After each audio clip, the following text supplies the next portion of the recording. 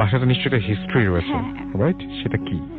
যদি আমি একটু প্রপার ব্যাকগ্রাউন্ড থেকে শুরু করি তাহলে সেটা হচ্ছে যে আমার দাদাজান যখন বাসাটা তৈরি করেন সেই জায়গাটা ছিল একটু মানে হন্টেড, বা সেই জায়গাটা ছিল হিন্দুদের একটা পরিত্যক্ত কালী মন্দির ছিল একটা পাশে, এন্ড ছিল যেটা হচ্ছে শ্মশান যেটাকে বলে।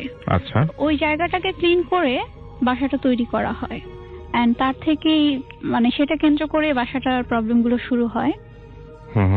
তখন থেকে বাসার প্রবলেম শুরু হয়ে যায়। কি ধরনের প্রবলেম দিয়ে শুরু হয়েছে? প্রবলেমটা আসলে প্রথমত যখন বাসাটা দাদু তৈরি করে তখন ওই বাসাতে কেউ বসবাস করতো না, সেটাকে গোডাউন হিসেবে ব্যবহার করা হতো বিজনেসের খাতিরে। তো আমাদের ফ্যামিলি যখন ঢাকায় সেটেল ছিলেন তখন এক পর্যায়ে তারা বিজনেসের খাতিরে আমার বাবার নারায়ণগঞ্জে শিফট হতে হয়। আচ্ছা। তো শিফট হওয়ার পরবর্তীতে যেটা হয়, যেহেতু ওইখানে কোনো মানে মানুষের বসবাস ছিল না, তো ক্লিন করে আম্মু আব্বুরা ওদের মতো করে সেটেল হয়। সেটেল হওয়ার পরে যেটা হয় যে প্রথম ঘটনাটাই শুরু হয় যে এক্সিস্টেন্সটা বোঝা যায়, সেটার সূত্রপাতটা ঘটে আমার মামুনির সাথে। সেটা হচ্ছে সে যখন মানে কোনো একটা বাসার যেমন কিছু কিছু স্পেসিফিক প্লেস থাকে যেটা একটু যেখানে প্রবলেম গুলো বেশি হয়, তো এর মধ্যে একটা রুম রয়েছে, সেই রুমে আম্মু তার মতো করে গুছাচ্ছিল বসে, তখনই সে বিষয়টা ফিল করতে পারে বলতে তাকে সন্ধ্যার ঠিক আগে মাগরিব টাইমের সমস্যাগুলো হয়। সেটা হচ্ছে কেউ হয়তো পেছন থেকে তার নাম ধরে ডাকছে, কেউ হয়তো বলছে যে এখান থেকে চলে যা। আচ্ছা। এইসব প্রবলেম গুলো হতো। তো একটা সময় যেটা হয় যে আম্মু বারান্দায় বসে থাকে, বসে থাকার পর কেউ একজন তার মানে পানি ছিটিয়ে দেয়। কারণ পানি ছিটানোরটা এমন একটা বিষয় ছিল, স্মেলটা ছিল যে লাইক আমরা যেটাকে রোজ ওয়াটার বলি, গোলাপ জল বলি যেটাকে, এই ধরনের স্মেলটা আসে। তো আসার পর সে সাধারণত ভয় পেয়ে চলে যায় ওই জায়গাটা থেকে। তো চলে যাওয়ার পরে আম্মু প্রচন্ড ভয় পায়। ভয় পাওয়ার পর থেকে সে একটু অসুস্থ হয় এবং তার ভেতরে ভয়টা থেকেই যায়, সে কোনো কিছু নর্মালি করতে পারে না। তো হুজুর দেখানো হয়, কোনো কিছুতে হয় না। তো অ্যাটলিস্ট শেষ পর্যন্ত একজন আমার চাচু আছেন, সে বিষয় এইসব নিয়ে করতো, প্র্যাকটিস থাকে তার, মানে পাওয়ার প্র্যাকটিস বা যেটাই আমরা বলি।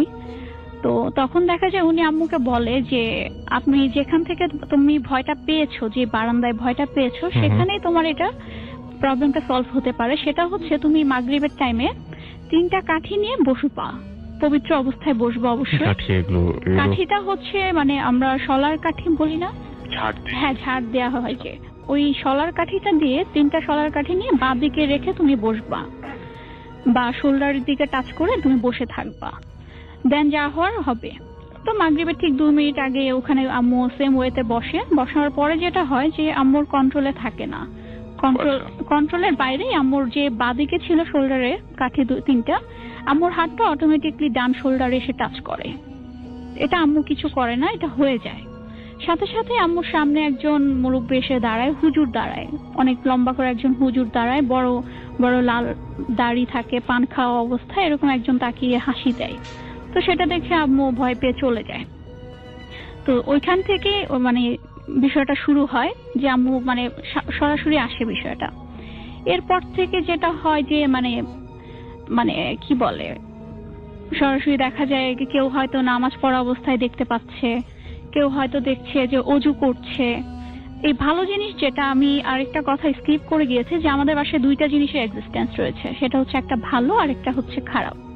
তো যে ভালো জিনিসটা সেটাকে সবাই সবসময় নামাজ পড়া অবস্থায় দেখে বা অজু করছে, এরকম পবিত্র অবস্থাগুলো, ভালো অবস্থাগুলোই দেখতে পায়। এবং আপনাদের বাসায় নাকি কোরআন তেলাওয়াত শোনা যায়, এটা খুব অদ্ভুত। সেটা হচ্ছে ভোর রাতে প্রায় সময় কোরআন তেলাওয়াত হতো, এবং এত সুন্দর করে কোরআন তেলাওয়াত মানে সাধারণত স্বাভাবিক মানুষের পক্ষে পসিবল না। বাসার কোন জায়গা থেকে শব্দটা পাওয়া যেত?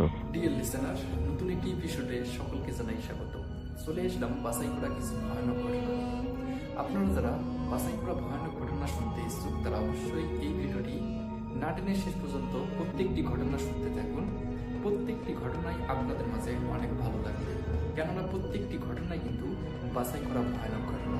তাহলে চলুন সরাসরি চলে যাচ্ছে ঘটনার মধ্যে, আমরা প্রত্যেকটি ঘটনা শেষ পর্যন্ত শুনে আসি।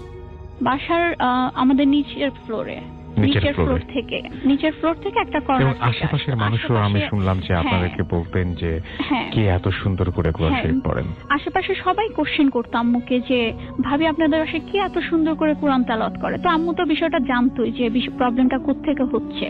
তো আম্মু নিজেও বলতো যে ভাবি আমরাও শুনি কিন্তু আসলে জানি না যে আপনাদের বাসায় নাকি কোনো কাজের মানুষজন, কাজের মানুষ বলতে মানে কাজের মানুষ কেউ টিকতে পারে না, এবং যদি কোনো অতিথি আসেন সে নিজেও ওইখানে শান্তিতে থাকতে পারবে না। মানে এক কথায় আমরা নিজেরা ইউজ টু হয়ে গিয়েছি, আমাদের সাথে প্রবলেম হয়, কিন্তু প্রবলেমটা দ্বিগুণ বেড়ে যায় যখন কোনো নতুন কোনো মানুষ আমাদের বাসায় আসে এবং সে রাতে স্টে করে। রাতে স্টে করলে আরো ঝামেলা হবে। মানে তার মানে ব্যাপারটা আপনার সাথে কথা বলে যেটুকু বুঝতে পারছিলাম সেটা হচ্ছে এরকম যে যদি নতুন কোনো মানুষ বাসায় আসেন বা এরকম কোনো একটা কিছু ঘটে, তাহলে সেই মানুষটাকে যত রকম ভাবে ঝামেলা করা যায় তার সাথে, যত রকম ভাবে ঝামেলা করা যায় সে করবে। সেটাই মানে এক কথায় যে তোমরা আছো বাসায়, তোমাদের সাথে করি, আবার নতুন কেন মানুষ আসছে, বিষয়টা যেমন এমন একটা পর্যায়ে যেমন আপনি যদি কিছু বলতে চান এরকম টাইপের। এমন যদি আমি স্পেসিফিক অনেক ঘটনা আছে যে সবার সাথেই হয়, তো আমি স্পেসিফিক কিছু তুলে ধরি। সেটার মধ্যে হচ্ছে গিয়ে যে একদিন আমার এক কাজিন আছে, আরেকটা কথা বলে রাখি আমি, যেটা আমি ভাই আপনাকেও বলেছি, যে ওই রিলেটিভরা আসলে সবচেয়ে বেশি প্রবলেম হয়।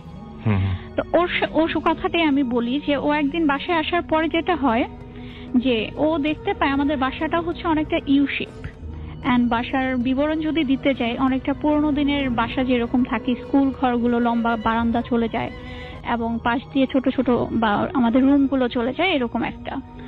তো এই পাশে বারান্দা থেকে ওই পাশে বারান্দায় সে কমন ওয়াশরুমে গিয়েছিল। তো আসার পর সে দেখতে পায় যে আমার আম্মু ওই পাশে দাঁড়িয়ে আছে। এটা কমন বিষয়, সবাই দেখে যে কারো না কারো রূপ ধারণ করে ওইখানে দাঁড়িয়ে আছে। তো আমরা যারা জানি তো জানি, কিন্তু নতুন যারা আসে তারা তো জানে না বিষয়টা। খুবই স্বাভাবিক। তো সে বুঝতে পারে যে খালামণি দাঁড়িয়ে আছে, আমি ওই পাশেই যাব। তো স্বাভাবিকভাবে ওই পাশে যেতে নেই এবং আমরা এই রুমে বসা। তো আমার আম্মু ওকে ডেকে বসে, তুই কোথায় যাচ্ছিস? তো বলে খালামণি তোমাকে তো দেখলাম ওই পাশে দাঁড়ানো। তো আমরা তো বুঝেছি বিষয়টা কি। তো আমরা চলে আসি, ও আমাদের রুমে চলে আসে, বসার পরে যেটা হয় আমরা ফিল করতে পারি দ্যাট মোমেন্ট যে কেউ একজন খুব দৌড় দিয়ে আমাদের রুমে আসছে। মানে কেউ যদি দৌড়ে আমাদেরকে মানে কোনো একটা রুম উল্লেখ করে আসে সেটা ফিল করা যায়।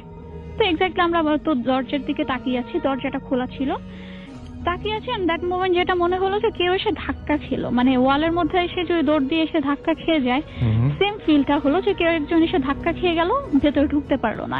যেটা দেখলাম যে এক হাত উপরে দুটা শুধু পা ভাসমান অবস্থা, আর শুধু দুটো পা, আর কিছুই দেখতে পেলাম না। এবং এটা একদম স্পষ্ট দেখা যাচ্ছে। স্পষ্ট। এটা শুধু আমি যে একা দেখেছি তা না, রুমে যত আমরা যারাই ছিলাম সবাই দেখেছে। মানে আমি যারা শুনছেন তাদেরকে একটু বলবো যে আপনাদের জাস্ট মানে একটা আপনি জিনিসটা বুঝতে পারছেন কিনা যে দরজাটা খোলাই ছিল, বাট হঠাৎ করে মনে হলো যে ওইখানে এসে কেউ একজন আটকে গেল, মানে অদৃশ্য কোনো কিছু। সবাই দরজাটা উল্লেখ করে দরজার দিকেই তাকিয়ে আছি, কারণ আমরা বুঝতে পারছি যে কেউ একজন দৌড়ে আসছে। আমরা লক্ষ্য করছি যে কে আসছে, এবং সেখানে অদৃশ্য কোনো একটা কিছুর সাথে সে ধাক্কা খেলো, এরকম একটা অবস্থা।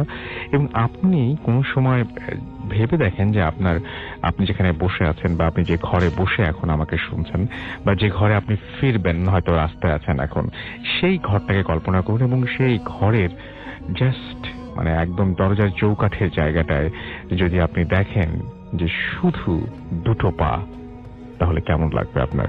তো সেই জিনিসটা একদম চোখের সামনে যিনি দেখেছেন তার ব্যাপারটা আসলে একেবারে অন্যরকম। আচ্ছা, তারপরে কি হলো? তারপর এই আপুটাকে কেন্দ্র করে আরো একটা যেটা খুবই ইন্টারেস্টিং, সেটা হচ্ছে যে কিছুদিন পর যেটা হয় যে আমরা আমাদের যে রুমে বসা ছিলাম, এই রুমের বড় রুমটাতে বসা ছিলাম কর্নারে, এবং এই রুমের পাশেই হচ্ছে একটা বলা যায় পরিত্যক্ত একটা মাঠ আছে। আচ্ছা। রুমের পাশে মানে যে জানালাটাগুলোকে উল্লেখ করে আমার আপু বসেছিল। তো এর পেছনে হচ্ছে আমাদের পুকুরটা, সেই পুকুরটাও ভালো না, সেই বিষয়ে পরে আমি আসবো। তো যেটা হয় ওই দিন কারেন্ট চলে যায়, ইলেকট্রিসিটি ছিল না বাসায়। তো আমরা মোমবাতি জ্বালিয়ে রুমের মধ্যে সবাই বসে গসিপ করছি ফ্লোর ম্যাটে। তো আমার ওই আপুটা শুধুমাত্র ওই জানালার দিকে মাথা দিয়ে বসা ছিল, হেলান দিয়ে বসেছিল। তো আমরা সবাই কথা বলছি, চারপাশে আমরা সবাই বসে আছি। হঠাৎ করে সে পিছনের দিকে মাথাটা, মানে মনে হলো যে ওকে কেউ একজন টান দিয়ে পেছনে নিয়ে গেল, ঠাস করে পেছনে চলে গেল এবং চিৎকার দিচ্ছে, আমাকে ধরো। এন্ড আমরা তো বুঝতে পারছি না কি হয়েছে, এন্ড উঠে দেখলাম যেটা যে ওর চুলগুলো ওয়েভ করছে, মানে কেউ একজন ধরে যে চুল ধরে টানছে কিন্তু তার হাতটা দেখা যাচ্ছে না। প্রায় কয়েক সেকেন্ড এরকম হলো, দেন আম্মু দোয়া টোয়া পড়া শুরু করলো, এন্ড ফরচুনেটলি তখন ইলেকট্রিসিটি চলে আসে, এন্ড সে সামনের দিকে মুভ করে চলে আসতে পারে, মানে তাকে ছেড়ে দেওয়া হয়েছে চুলটা। আচ্ছা, আপনার কাছে আমি আবারও ফিরে আসবো। তো আমরা চলে যাব আমাদের দ্বিতীয় অতিথির কাছে, এবং দ্বিতীয় অতিথির কাছে আমরা আরো একটা ঘটনা শুনে আসবো। আপনার নামটা প্লিজ একটু বলবেন, তারপর আপনার ঘটনায় যাব আমরা। আরেকবার নামটা বলতে হবে প্লিজ। হ্যালো এভরিওয়ান, আমি মারুফ শুভ, মিরপুর থেকে এসেছি। আপনার ঘটনায় শুনে একদম সরাসরি আপনার ঘটনায় চলে যাই। আজকে আপনাদের সাথে আমি যে স্টোরিটা শেয়ার করব, এটা আমার ফ্রেন্ডের কাজিনের সাথে ঘটে গিয়েছে। আর আমার ফ্রেন্ডের কাজিন হচ্ছে ঢাকার বাইরের একটা হসপিটালে সে ডক্টর, আর তার লাইফের ফার্স্ট পোস্টমর্টম দেখতে গিয়ে সে এই এক্সপিরিয়েন্সটা ফেস করেছে। আপনারা সবাই হয়তোবা জানেন যে হসপিটালের মর্গে এনভায়রনমেন্টটা একটু কোলাহল মুক্ত থাকে। তো সেও মানে ওই দিন সে তার ফার্স্ট মানে পোস্টমর্টম ছিল। তো একের পর এক লাশ বের করা হচ্ছে। তো হসপিটালের পুরাতন বিল্ডিং থেকে একটা মধ্যবয়স্ক মেয়ের লাশ বের করা হলো। তার ওড়না দিয়ে তার পুরো শরীরটা ঢাকা ছিল। আর তারপর সে একজন ডোমকে নিয়ে সে মর্গের দিকে যাচ্ছিল। তো সে যখন যাচ্ছে তখন বাতাসে তার ওড়নাটা মানে মাথা থেকে নিচে পড়ে যায়। তো তার মাথা থেকে গলা পর্যন্ত দেখা যাচ্ছে। তাকে দেখে সে একটু অবাকই হয়ে গেল। সে দেখলো যে তার চেহারার মধ্যে তখনও মৃত্যুর কোনো ছাপ স্পষ্ট হয়নি। সে তাকে দেখে সে ফুললি অবাক হয়ে যায়, আর তার চেহারার মধ্যে একটু হাসি ছিল। তো সে একজন ডোমের সাথে সে আস্তে আস্তে সেই মর্গের দিকে যাচ্ছে। তখনও সিনিয়র ডক্টর আসেনি এবং আরেকজন ডোম আসার কথা, সেও আসেনি। তো মর্গের করিডোরে গিয়ে সে ওই ডোমটা তাকে বলল, আপনি একটু দাঁড়ান, আমি চাবিটা নিয়ে আসি। তো সে দাঁড়িয়েছিল। দাঁড়িয়ে থাকার পরে 2 মিনিট পরে একজন লোক আসলো। সে সেখানে নতুন ছিল, তো কাউকেই তখনও চেনে না। তো একজন লোক এসে তাকে বলল যে, একটু গম্ভীর গলায়, একটু লম্বা আকৃতির ছিল, তাকে বলল যে আপনি আমার সাথে আসেন। তো সে যেহেতু কাউকে চেনে না, তার পিছে পিছে যাওয়া শুরু করলো। সে লাশটাকে নিয়ে আগে আগে যাচ্ছিল আর সে পিছে ছিল। তো তাকে ফার্স্টে তার নামটা আস্ক করলো, তারপর সে কোনো উত্তরই দিচ্ছিল না। সে যখন যাচ্ছে অনেক ঘুটঘুটে অন্ধকার ছিল চারপাশে, আর একটার পর একটা রুম পার করছে, সারি সারি রুম ছিল। তো সে একটা রুমের গেট খুললো। গেটটা খোলার সাথে সাথে সে বলল যে, দেখেন আমরা কিভাবে এখানে থাকি, জাস্ট এই একটা ওয়ার্ডই সে বলেছিল। তো লাস্টটাকে নিয়ে সে রুমের ভিতরে ঢুকে গেল। অন্ধকার ছিল। তো তার মোবাইল পকেট থেকে সে লাইটটা বের করবে, মানে মোবাইলটা হাতে নিয়েছে। তো সে ভিতরে ঢুকে মানে সে 1 মিনিটের মধ্যে বুঝতে পারলো যে যে লোকটার সাথে সে এসেছিল সে ভিতরে নেই। এই জিনিসটা সে মোবাইলের লাইটটা অন করার পরপরই সে বুঝতে পারলো যে ওই লোকটা ভিতরে নাই। তো সে ভয় পেয়ে গেল। সে যখন রুম থেকে বের হয়ে যাবে, ঠিক সেই মুহূর্তেই সে ফিল করলো যে তার ডান হাতটা পিছন থেকে কেউ অনেক জোরে চাপ দিয়ে ধরে রেখেছে। তো সে তার হাতে মোবাইল থাকার কারণে সে মোবাইল লাইটটা অন করে যখনই সে লাইটটা মারলো, সে দেখলো তার লাইফের সব থেকে ভয়ানক দৃশ্য। সে দেখতে পেল যে সেই লাশটা উঠে ওই ইয়ের মধ্যে যেখানে শোয়ানো ছিল লাশটা, সেখানে বসে আছে এবং তার দিকে চেয়ে ভয়ানক একটা হাসি দিয়েছে। এই দৃশ্যটা দেখার পরে সে অনেক ভয় পেয়ে যায় এবং হাতটা কোনো মতে ছাড়িয়ে সে মাটির মধ্যে পড়ে যায়। আর সেই লাশটা যখন মাটির মধ্যে সে পড়ে গিয়েছিল, সেই লাশটা জোরে জোরে হাসা শুরু করলো। এই দৃশ্যটা যখন সে ফিল করলো, তখন সেই মুহূর্তে সে ভয় সেন্সলেস হয়ে গেল ওইখানে। পরবর্তীতে তাকে ওই পরিত্যক্ত রুম থেকে ডোমরা তাকে উদ্ধার করে। পরে যখন তার সেন্স ফিরে আসলো, তখন ডোমরা তাকে বলল যে আপনি ওই পরিত্যক্ত রুমের মধ্যে লাশটাকে নিয়ে গেলেন কিভাবে। পরে পুরো ঘটনাটা সে ওই ডোমদের সাথে শেয়ার করলো। পরে তার কথা তারা বিলিভ করলো। পরে তার সে কয়েকদিন অসুস্থ ছিল। পরবর্তীতে সে যখন ওই মেয়ের সম্পর্কে জানতে চাইলো যে ওই মেয়েটার কই বা কি হয়েছিল, পরে সে জানতে পারে যে 2-3 দিন আগে সে তার বাসার মানুষের সাথে রাগ করে ওই ওনার শরীরে যে ওড়নাটা ছিল ওই ওড়নাটা দিয়ে গলায় ফাঁসি দিয়ে সুসাইড করে। এবং এটাই ছিল আমার ঘটনা। আর এই এক্সপিরিয়েন্সটা উনি মনে করলে উনি এখনো পর্যন্ত অনেক ভয় পেয়ে যায়। আর এটাই ছিল আমার ঘটনা। আশা করি আপনাদের সবার অনেক ভালো লাগবে। অনেক ধন্যবাদ আপনাকে। তো আমরা কথা না বাড়িয়ে আমরা চলে যাবো আমাদের পরবর্তী অতিথির কাছে। আপনার নামটা প্লিজ একটু বলবেন এবং আপনি কোথা থেকে এসেছেন? থ্যাংক ইউ রাসেল ভাই, আমি শুভ, আমি যাত্রাবাড়ি থেকে আসছি। জি, আপনার ঘটনায় চলে যাই আমরা। আমার ঘটনাটা হচ্ছে 2011-এ, এটা যশোরে হয়। তো হয় কি, মানে আমার ফ্রেন্ডরা 5-6 জন ফ্রেন্ড মিলে ঘটনাটা হয়। তো ঘটনা হচ্ছে শীতকালে, মানে নভেম্বর ডিসেম্বরের দিকে। তো আমরা হয় কি, ফ্রেন্ডরা মিলে অনেক সময় আড্ডা দিতে দিতে রাত্রে দেখা যায় যে মানে হঠাৎ করে একটা প্ল্যানিং হয়ে যায় যে ঠিক আছে আজকে আমরা কেউ বাসায় যাব না, আমরা বাইরেই আড্ডা দিব। তো বাইরে কোথায়, বাইরে হয়তো যার বাসা ফাঁকা থাকে তো তার বাসায় ওখানে আড্ডাটা দিই। তো এমন হয় কি যে আমরা আড্ডা দিতে দিতে মানে খাওয়া দাওয়ার প্ল্যান করি, তো পিকনিক মতো টাইপের হয়। তো সেদিন হচ্ছে আমরা ফ্রেন্ড ছিলাম, আমি, আমার একটা ফ্রেন্ড ছিল শুভ, রানা, সাইফুল, মিথুন, সোহান। তো সাইফুলের বাসাটা ফাঁকা থাকে আর ওর বাসার পিছনে একটা পুকুর আছে। তো ভাবলাম যে আমরা তাহলে ওর বাসায় থাকি আর রান্না বাড়াটা আমরা পুকুর পাড়ে করি। তো যাই হোক আমরা রান্না বাড়ার অ্যারেঞ্জ শুরু করি। তো এইটা জাস্ট 11টা সাড়ে 11টার দিকে আমরা রান্না বাড়া শুরু করি। তো লোকেশনটা এমন যে পুকুর পাড়ের ডান সাইডে হচ্ছে একটা বাঁশ বাগান আছে আর বাম সাইডটা কিছু গাছপালা আছে। তো যেহেতু শীতকাল, মানে একটা শেডের দরকার হয়, এই জন্য আমরা ওই বাঁশ বাগানের নিচে ওইখানটা আমরা রান্না বাড়া শুরু করি। তো রান্না বাড়া আমাদের চলে। হঠাৎ একটা টাইমে আমরা শুনি যে উপর থেকে বৃষ্টি পড়তেছে। তখন আমরা খেয়াল করলাম যে হয়তো বৃষ্টি হইতে পারে অথবা মানে শীতকালে বাঁশের পাতা থেকে পানি পড়ে, তখন তো এইটাও হইতে পারে। যাক আমরা কেয়ার করি না, আমরা আমাদের মতো থাকি।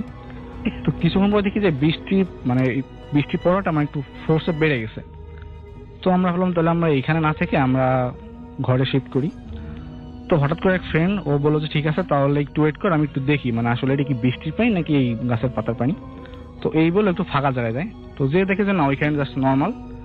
তো আমরা বললাম তাহলে হয়তো এটা বাঁশের পানি, আমরা ওইখানে স্টে করি। চলতে কিছুক্ষণ পরে আমরা শুনি যে পুকুরে একটা মানুষ গোসল করলে কিংবা পুকুরে ঝাঁপাঝাপি করলে যেমন একটা সাউন্ড হয়, এরকম একটা সাউন্ড আসতেছে। তো আমরা একটু দৌড়াতে দেখলাম যে আসলে মানে পুকুরে এই রাত্রেবেলা কে আসলো। তো দেখি না, জায়গাটা পুরো নর্মাল। তো আমরা আবার ফিরে আসি, যাই হোক আমরা আবার কাজটা করতেছি। তো হয় কি, এর মধ্যে সাইফুল আমাদের ফ্রেন্ড আছে, ও একটা কুকুর আছে, বাট কুকুরটা মানে বেশ মানে মিশুক আর কি, মানে আমাদের সাথে আছে, বসে আছে। তো কিছুক্ষণ পরে দেখি যে কুকুরটা নজর চিল্লাচ্ছে। এখন এই রাত্রেবেলা কুকুরটা এতক্ষণ শান্ত ছিল, বাট হঠাৎ করে ওর চিল্লাইনটা শুনে মানে আমাদের মধ্যে একটু মানে ভয় আসলো যে আসলে হঠাৎ করে চিল্লাচ্ছে কেন। তো যাই হোক আমরা আমাদের মতোই আসি। এখন আরো কিছুক্ষণ পরে শুনতেছি মানে এই বাঁশ বাগানের ভিতরে অনেকগুলো হয়তো মানে ঘোড়া কুকুর টুকুর এরকম দৌড়ালে যেমন একটা সাউন্ড হয়, নয়েজ, এরকম একটা নয়েজ আসতেছে। তো যাক আমরা অতটা কেয়ার করিনি, আমরা আমাদের মতোই আসি। বাট এই সাউন্ড এত জোরে জোরে বাড়তেছে, কিছুক্ষণ পরে আমরা মানে একটা ভয় লাগছে আসলে কি হচ্ছে। তো ওই সময় সাইফুল ব্যাপারটা বুঝতে পারে, ও বলছে ঠিক আছে তাহলে আমরা এখানে না থেকে আমরা আমাদের বাসায় শিফট করি, এখান থেকে সব জিনিসপত্র নিয়ে যাই। তো অলরেডি তখন রান্নাটা প্রায় কমপ্লিট। তো আমরা তখন জিনিসগুলা মানে সব নিয়ে যাচ্ছি, মানে হাড়ি টাড়ি যা যা আছে। তো নিতে নিতে আমার কুকুরটা তখন আমাদের সঙ্গে ছিল। তো আমরা যখন নেওয়া শুরু করি তখন কুকুরটা আমাদের সাথে আসে না, ও কিছুক্ষণ দূরে ছিল। দূরে থেকে অনেক মানে চিল্লাচ্ছে অনেক, মানে হয়তো মানে চোর টোর দেখলে কুকুর যেমন চিল্লায় এরকম চিল্লাচ্ছে। তো আমরা যাই হোক সবকিছু নিয়ে রুমের মধ্যে ঢুকি। এখন ওর রুমটা এমন যে রুমের সামনে একটা বারান্দা আছে, মানে প্রথমে বারান্দা তারপরে রুমে ঢুকতে হয়। তো আমরা রুমে ঢুকে গেলাম, বাট আমাদের একটা ড্রিঙ্কসের বোতল ছিল, এটা হচ্ছে মানে রুমের বাইরে দরজার সামনেই ছিল। তো আমরা মানে ঢুকে যখন বসে আছি তখন সবাই বলা বলি করছে ঠিক আছে তাহলে রুমের মধ্যেই থাকি, মানে অন্তত সকাল না হওয়া পর্যন্ত আমরা রুমে থাকি, এখান থেকে বেরোবো না কেউ। বাট হঠাৎ করে দেখি যে মানে ড্রিঙ্কসের বোতলটা ওটা বাইরে, মানে ওটা হচ্ছে দরজার সামনে। তখন দরজা যখন খুলতে যাবো তখন এক ফ্রেন্ড বলছে ঠিক আছে এইটা খোলা দরকার নেই, মানে যেহেতু একটু আতঙ্কে আছি আমরা, দরকার নেই। বাট এদিকে কুকুরটা তো অনেক জোরে চিল্লাচ্ছে। আর কিছুক্ষণ পরে আমরা ফিল করলাম যে বারান্দায় কেউ হাঁটাহাঁটি করতেছে। তো এটা একজন না, আমার 2-3 জন হাঁটাহাঁটি করলে যেমন একটা সাউন্ড পাওয়া যায় এরকম সাউন্ড, হাঁটাহাঁটি করতেছে, মাঝে মাঝে এসে দরজায় নক করতেছে, আবার জানলা নক করতেছে।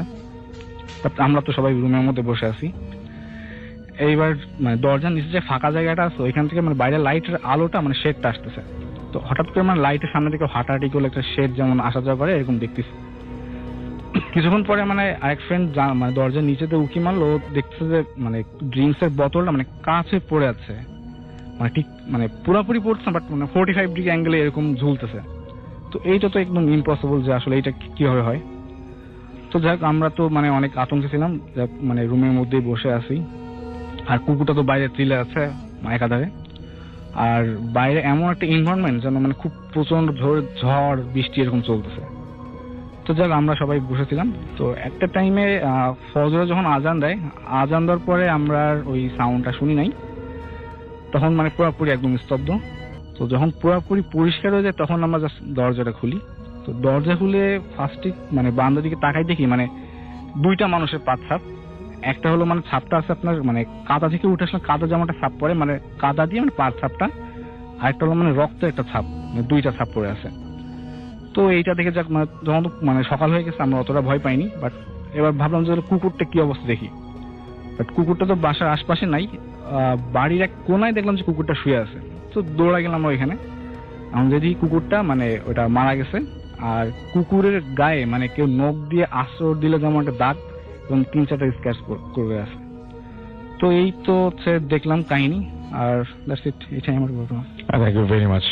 আমরা চলে যাব আবারও আমাদের আপুর কাছে, এবং একজন একটা কোয়েশ্চেন করেছেন, সেটা হচ্ছে যে আচ্ছা থার্ড স্টোরিটা অসম, অর্থাৎ আপনার যে ঘটনাটা সেটা, এবং আপনার কাছে একটা কোয়েশ্চেন করেছেন তিনি, সেটা হচ্ছে আপনি একটা ভয়েস শুনতে পান, আপনি বলছেন রাইট, একটা ভয়েস শুনতে পান, আপনি কি কোনো আওয়াজ, হ্যাঁ সেই ভয়েসটা কেমন বা কণ্ঠটা কিরকম, এটা কি পুরুষ কণ্ঠ নাকি? পুরুষ কণ্ঠ, পুরুষ যতবার কণ্ঠ। শুনেছি পুরুষ কণ্ঠে বলেছে। আচ্ছা, এক একবার কি এক এক রকম করে সেই আওয়াজটা? না, প্রত্যেকবার সেম ভয়েসটাই, সেম ভয়েস পান, এবং যতবারই আমি নামাজ পড়া অবস্থায় মানে যে ফ্রেগ্রেন্সটা পাই, আতরের যে ফ্রেগ্রেন্স, সেম ফ্রেগ্রেন্স, কোনো ধরনের কোনো পার্থক্য না, কোনো পার্থক্য নেই। এবং আমি এক্স্যাক্টলি ফিল করি দ্যাট টাইম যে আমার পেছনে কেউ একজন দাঁড়িয়ে আছে এবং আমার মাথায় হাত বুলাচ্ছে।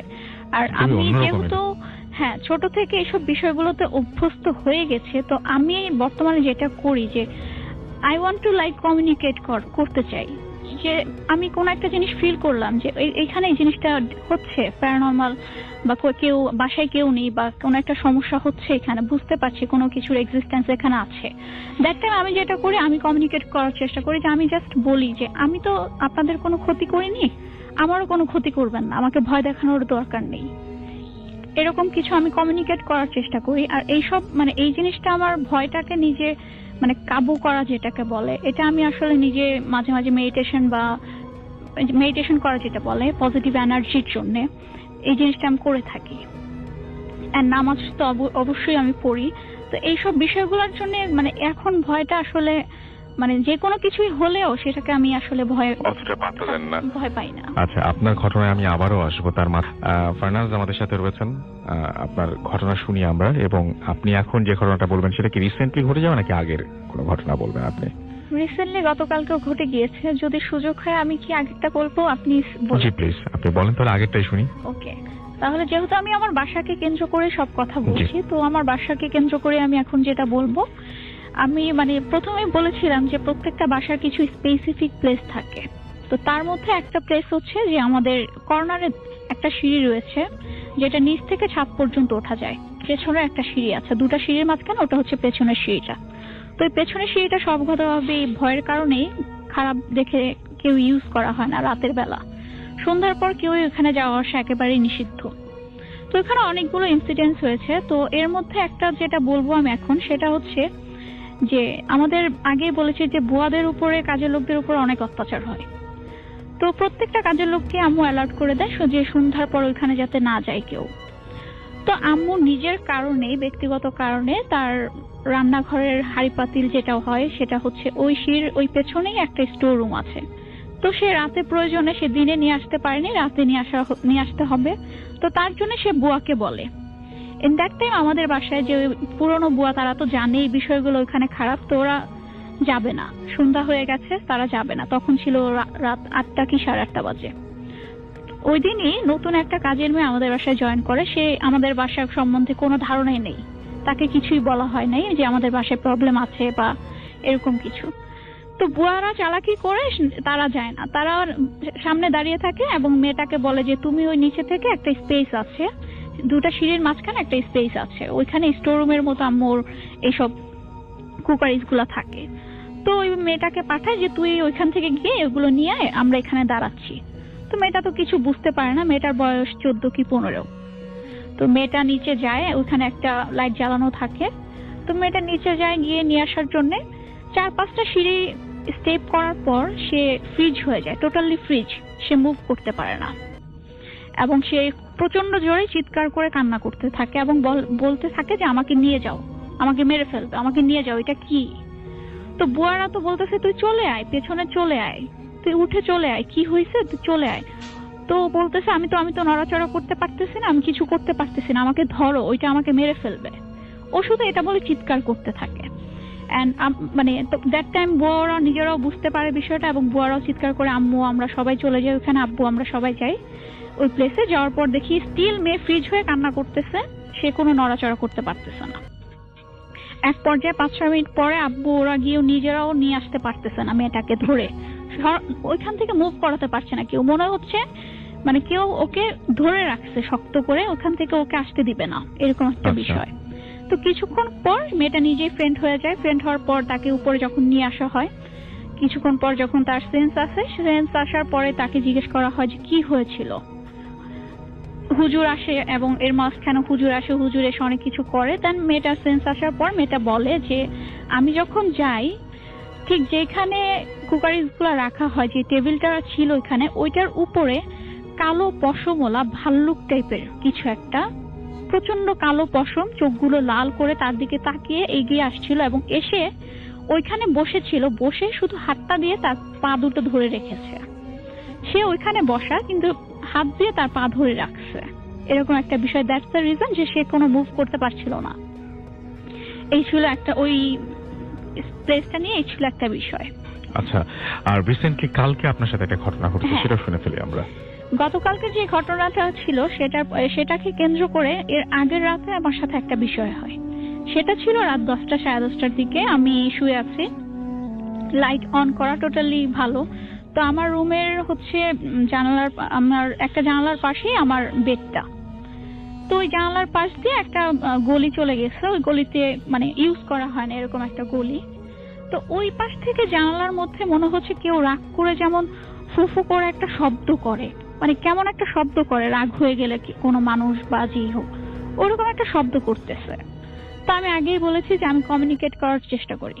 তো আমি বললাম যে আমাকে ভয় দেখানোর দরকার নেই, তোমরা তোমাদের মতো থাকো, আমাকে ভয় দেখাচ্ছ কেন? আমি একা ছিলাম রুমে। তো ওই দিন আর কোনো প্রবলেম হয় নাই। দেন পরদিন সকালে যেটা হয় সেটা হচ্ছে আম্মু চলে যায় ডক্টরের কাছে। তো আম্মু আমাকে ঘুম থেকে উঠায় ঠিক 8:30টার দিকে। তো বাসায় আর কেউ ছিল না, ছোট্ট একটা ভাতিজি আছে, ক্লাস 4-এ পড়ে, ও ছিল ওর রুমে পড়তেছে। তো ওই সময় আম্মু আমাকে জেগে তুলে যে দরজাটা লাগিয়ে দাও, আমি বাইরে যাচ্ছি। তো আমি উঠে দরজাটা লাগিয়ে দিয়ে আমি আবার রুমে চলে আসি। রুমে চলে এসে আমার রুমের ফ্যান অফ ছিল এবং চারপাশের জানলাগুলো লাগানো ছিল, মানে রুমে যে কোনো বাতাস এসে যে পর্দাগুলো নড়াচড়া করবে ওরকম কোনো ওয়ে ছিল না। তো যাই হোক, ঘটনাটা যেটা হয় যে আমি রুমে এসে আবার শুয়ে পড়ি। আচ্ছা, শুয়ে উল্টো পাশে, যে পাশে জানালাটা ছিল ওই পাশে মুভ করে আমি শুয়ে থাকি, চোখটা বন্ধ করি। 2 সেকেন্ডের মধ্যে চোখটা বন্ধ করার সাথে সাথে আমার সাথে যেটা হয় যে আমি আর চোখটা খুলতে পারছি না।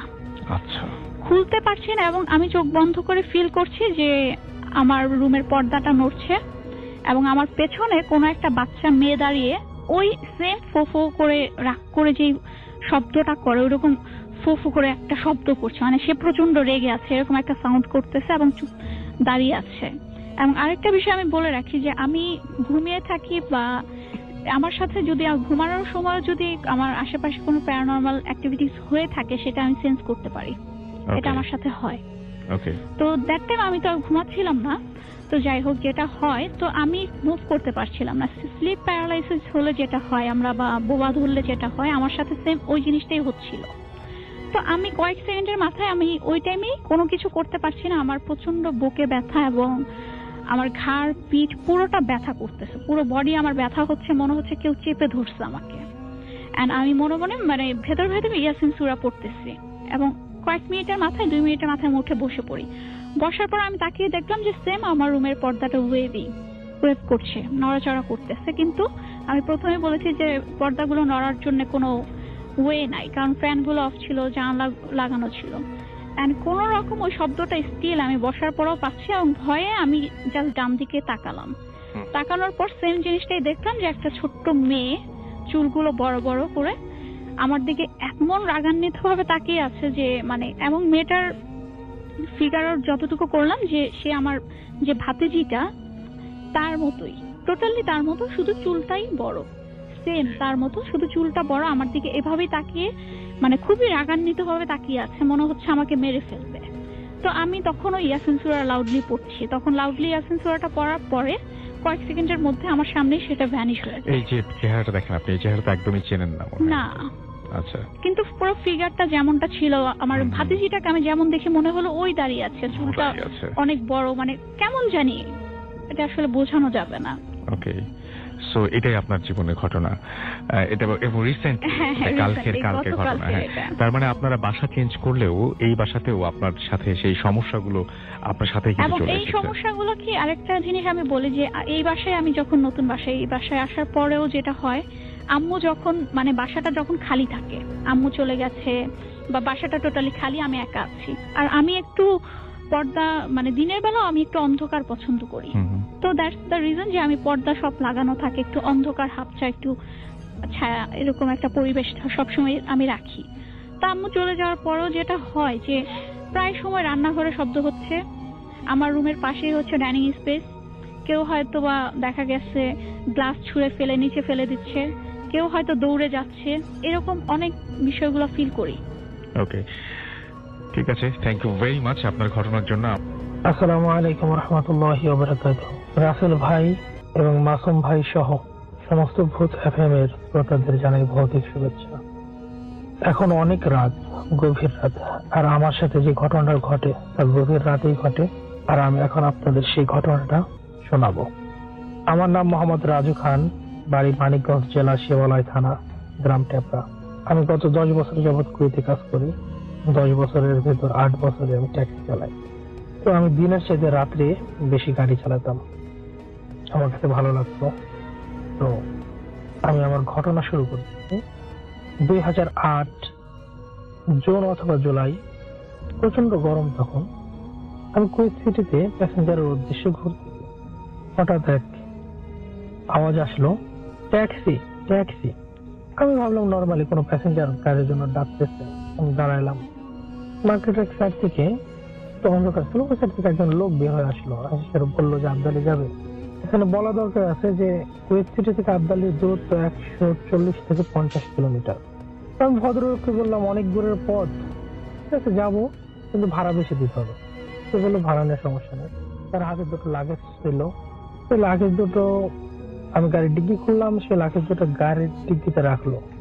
যেভাবে রাখলো বোঝা গেল খুবই হালকা জিনিস, কিন্তু গাড়িতে রাখার পর বুঝতে পারলাম অনেক ভারী। যাই হোক, সে গাড়ির সামনের সিটে বসলো আমার পাশে এবং আমরা রওনা দিলাম। তিনি আমাকে গম্ভীর স্বরে জিজ্ঞেস করলো কতক্ষণ লাগবে। আমি তাকে বললাম ভাইজান এখান থেকে যাইতে মোটামুটি 1.5 ঘন্টা অথবা 1 ঘন্টা 40 মিনিট লাগতে পারে। বললো ঠিক আছে, সমস্যা নাই, যাও। তো এখানে বলা দরকার যে ভদ্রলোকটা আমার জানা মতে যে তিনি পাকিস্তানি ছিলেন, তার পোশাক আশাক এবং তার কথাবার্তা শুনে বুঝতে পারলাম। আর সে আমার সাথে অতটা কথাও বলে নাই। তো তারপর আমি রওনা দিই, আমি কানে হেডফোন লাগাই, গান শুনতে থাকি আমার মোবাইলে থেকে। আর তিনি ঘুমাইতেছিলেন, মানে ঝিমানোর মতোই আর কি। আমি আর তাকে কোনো ডিস্টার্ব করি না। সে আমাকে একটা জায়গার নাম বলে যে ওখানে যায় আমাকে তুমি ডাক দিয়ে দিও, আমি তোমাকে ওখান থেকে রাস্তা বলবো। আমি বললাম ওকে। তো আমি তার কথা অনুযায়ী তার জায়গা মতো তার উদ্দেশ্যে যাইতেছি। তো অনেকটা পথ, প্রায় 130 কিলোমিটার চালাইতে হইব আমাকে। চালানোর পরে তাকে ডাক দিতে হইব। তো আমি তারপর ওইভাবে চালাইতেছি, সে ঘুমাইতেছে। এর ভিতর তার সাথে আর আমার কোনো কথা নেই। বাস এখানে মধ্যে দুটো জিনিস হইতেছে আমার গাড়ির মধ্যে। ভদ্রলোক গাড়িতে বসার পর গাড়িটা অনেক ভার হয়ে গেছে, আর গাড়ির ভিতরে একটা উদ্ভট গন্ধ আসতেছে। আমি অতটা বুঝতে পারতেছি না যে গন্ধটা কিসের। বাস ধারণা করে নিলাম হয়তো লোকটার শরীরে। গরমের সময় মানুষজন ঘামে, দুর্গন্ধ হইতেই পারে। জিনিসটা অতটা গুরুত্ব দিলাম না। তারপর আমরা তার জায়গা মতো যাই এবং যাওয়ার পর তাকে বলি ভাইজান এখান থেকে কোন দিকে যাবো। একটু নড়াচড়া যে বসে সেটা বলে যে সামনে যাওয়ার পর ডান একটা গলি দেখছে, ওদিকে ঢুকে। তো গলি বলতেও দুটো গাড়ি একসাথে যাতায়াত করতে পারে, এতটুকু চওড়া একটা রাস্তা, তো পাকা করা রাস্তা। সেটা দিয়ে বললো যে এখান থেকে সামনে যাও। তো আমি আস্তে আস্তে গাড়ি চালাইতেছি। তো মোটামুটি 10 8 থেকে 10 কিলোমিটার যাওয়ার পর হাতের ডান পাশে একটা ভাঙা গাড়ি পড়ে রয়েছে, মানে বোঝা যেতে বেশ কিছুদিন আগে গাড়িটা অ্যাক্সিডেন্ট হয়েছে। আর এমন ভাবে অ্যাক্সিডেন্ট হয়েছে যে গাড়ির ভিতরে যারা ছিল তারা বাঁচা নাই, সোজা ওরা মারা গেছে স্পট ডেট। তারপর যদি কেউ বাঁচা থাকে সেটা আল্লাহর ইচ্ছা। আমার মনে একটা রকম একটা ধারণা হলো যে আশেপাশে কোথাও কিছু নাই, অথচ ভাঙা একটা গাড়ি, এখানে লোকটা নামবো, কোথায় যাবো? তো তাকে একটু জিজ্ঞেস করি। আমি তখন বললাম যে গাড়িটা, ওখানে গাড়িটা স্লো করার পর বললাম যে ভাইজান এখানে কোথায় যাবেন? তো ভদ্রলোক আমাকে বললো আমি এখানেই থাকি। এখানে কোথায় থাকেন? কিছু তো নাই, ভাঙা গাড়ি ছাড়া। আমাকে আবার বললো যে আমি এখানেই থাকি। তো তার কথাগুলো গম্ভীর স্বর ছিল, আমার অতটা ভালো লাগলো না তাকে দ্বিতীয়বার জিজ্ঞেস করার জন্য। তো তারপর রীতিমতো সে আমাকে ভাড়া দিয়ে তার লাগেজ ওটা নামাই নিয়ে গেল। আমি টার্ন করার আগে আরেকবার তাকে বললাম, ভাইজান আপনি কোনো ভুল জায়গায় আসেন নাই তো? আশেপাশে কিছুই দেখতেছি না। তিনি আমাকে বললেন যে তুমি যাও, আমি ঠিক জায়গা দিয়ে আসছি, এখানেই আমি থাকি। তারপর আমি আর কোনো কথা না বলে গাড়ি ঘোড়ায় চলে আসি। কিছুদিন আসার পর একজন পুলিশ গাড়ির মানে গাড়িটা তো দ্রুত আসলো আমার সামনে, আসে সেটা আমাকে বললো যে দাঁড়াও। আমি গাড়িটা রাস্তার সাইডে সাইড করে দাঁড়ালাম এবং পুলিশ অফিসার আমাকে বললো যে এখানে কি করতেছে এত রাতে? আমি অফিসারকে বললাম, স্যার এখানে তো আসছিলাম একটা প্যাসেঞ্জার নিয়ে, তো ওই গাড়ির ওখানে নামছে। তো উনি আমাকে বললো যে গাড়ির এখানে নামছে একজন প্যাসেঞ্জার, কোথায় যাবো, কে সে? আমি বললাম সে সম্ভবত পাকিস্তানি, আমি শিওর না। তাকে বললাম যে স্যার সম্ভবত পাকিস্তানি। আর তার বর্ণনা দিলাম যে লোকটা এরকম এরকম দেখতে, তো তার কাছে লাগেজ ছিল সেখানে বললো। আমি তাকে জিজ্ঞেস করছি স্যার যে এখানে কোথায় যাবেন? তারপর অফিসার বললো যে এটা হইতেই পারে না। আমি বললাম না, এটাই হয়েছে আমার সাথে। ভদ্রলোক নামে এখানে গেছে গাড়ির পিছনে। তিনি তারপর তার টর্চ নিয়ে আশেপাশে রাউন্ড মারা দেখলো, আসলে কিছুই নেই, একদম ফাঁকা, কিচ্ছু নেই। তারপর আমাকে সে জিজ্ঞেস করলো নেশা করছো? আমি বললাম না। বললো অন্য কোনো উদ্দেশ্যে আসছো? আমি বললাম তাও না, আমি প্যাসেঞ্জারের জন্য আসছি, আমি অমুক এলাকায় থাকি, আমার পুরো ডিটেলস অ্যাড্রেস তাকে বললাম। তো তিনি ভাবলো যে আসলে এত দূর থেকে একটা ছেলে এরকম এত রাত্রে কিসের জন্য বা এখানে আসবে। যাই হোক, তারপর আমি যা শুনলাম তার সেই অফিসারের কাছ থেকে, আসলে সেটা ভাবতেও পারিনি যে এমন বলতে পারে। তো অফিসার আমাকে বলল যে কিছুদিন আগে এখানে অ্যাক্সিডেন্ট হয়েছে এবং এই গাড়ির ভিতরে সেই ড্রাইভারটা মারা গেছে। আর সেই ড্রাইভারটা ছিল পাকিস্তানি, তার অন গাড়ি ছিল, নিজের গাড়ি ছিল। সে ড্রাইভ করে আসতেছিল, অন্য একটা গাড়ির সাথে অ্যাক্সিডেন্ট হয়েছে এবং গভীর রাতে সে মারা যায়। তারপর এই কথা শুনবার পর আমি যে বর্ণনা দিলাম তার সাথে তার বর্ণনা মিলল, একই মানুষ সম্ভবত। কিন্তু এটা কিভাবে সম্ভব? একজন মৃত মানুষ আমার গাড়িতে বসবে এবং এত দূর আনার পর সে গাড়ি থেকে নেমে যাবো, আর মানে সবকিছু কেমন যেন উল্টো পাল্টো হইতেছে, কেমন যেন মিলতেছে না কোনো কিছু।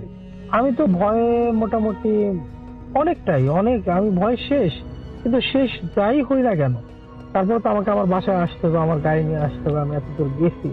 তো তারপর অফিসার বলল যে ঠিক আছে, যা হওয়ার হয়েছে, সেগুলো নিয়ে টেনশন করার দরকার নাই, তোমাকে আমরা মেন রোড পর্যন্ত দিয়ে আসি। কেননা তারা ওই এলাকার পুলিশ অফিসার ছিলেন। তো আমাকে বললো যে তোমাকে মেন রোড পর্যন্ত দিই, তারপর ওখান থেকে তুমি চলে যাবো। তো আমি আগে আগে গাড়ি চালালাম, তারা আমাকে মেন রোড পর্যন্ত পৌঁছাই দিল এবং পৌঁছানোর পর আমি ওখান থেকে আমার বাসার উদ্দেশ্যে রওনা দেই। তো আমার বাসা কুয়েত সিটির কাছেই ছিল।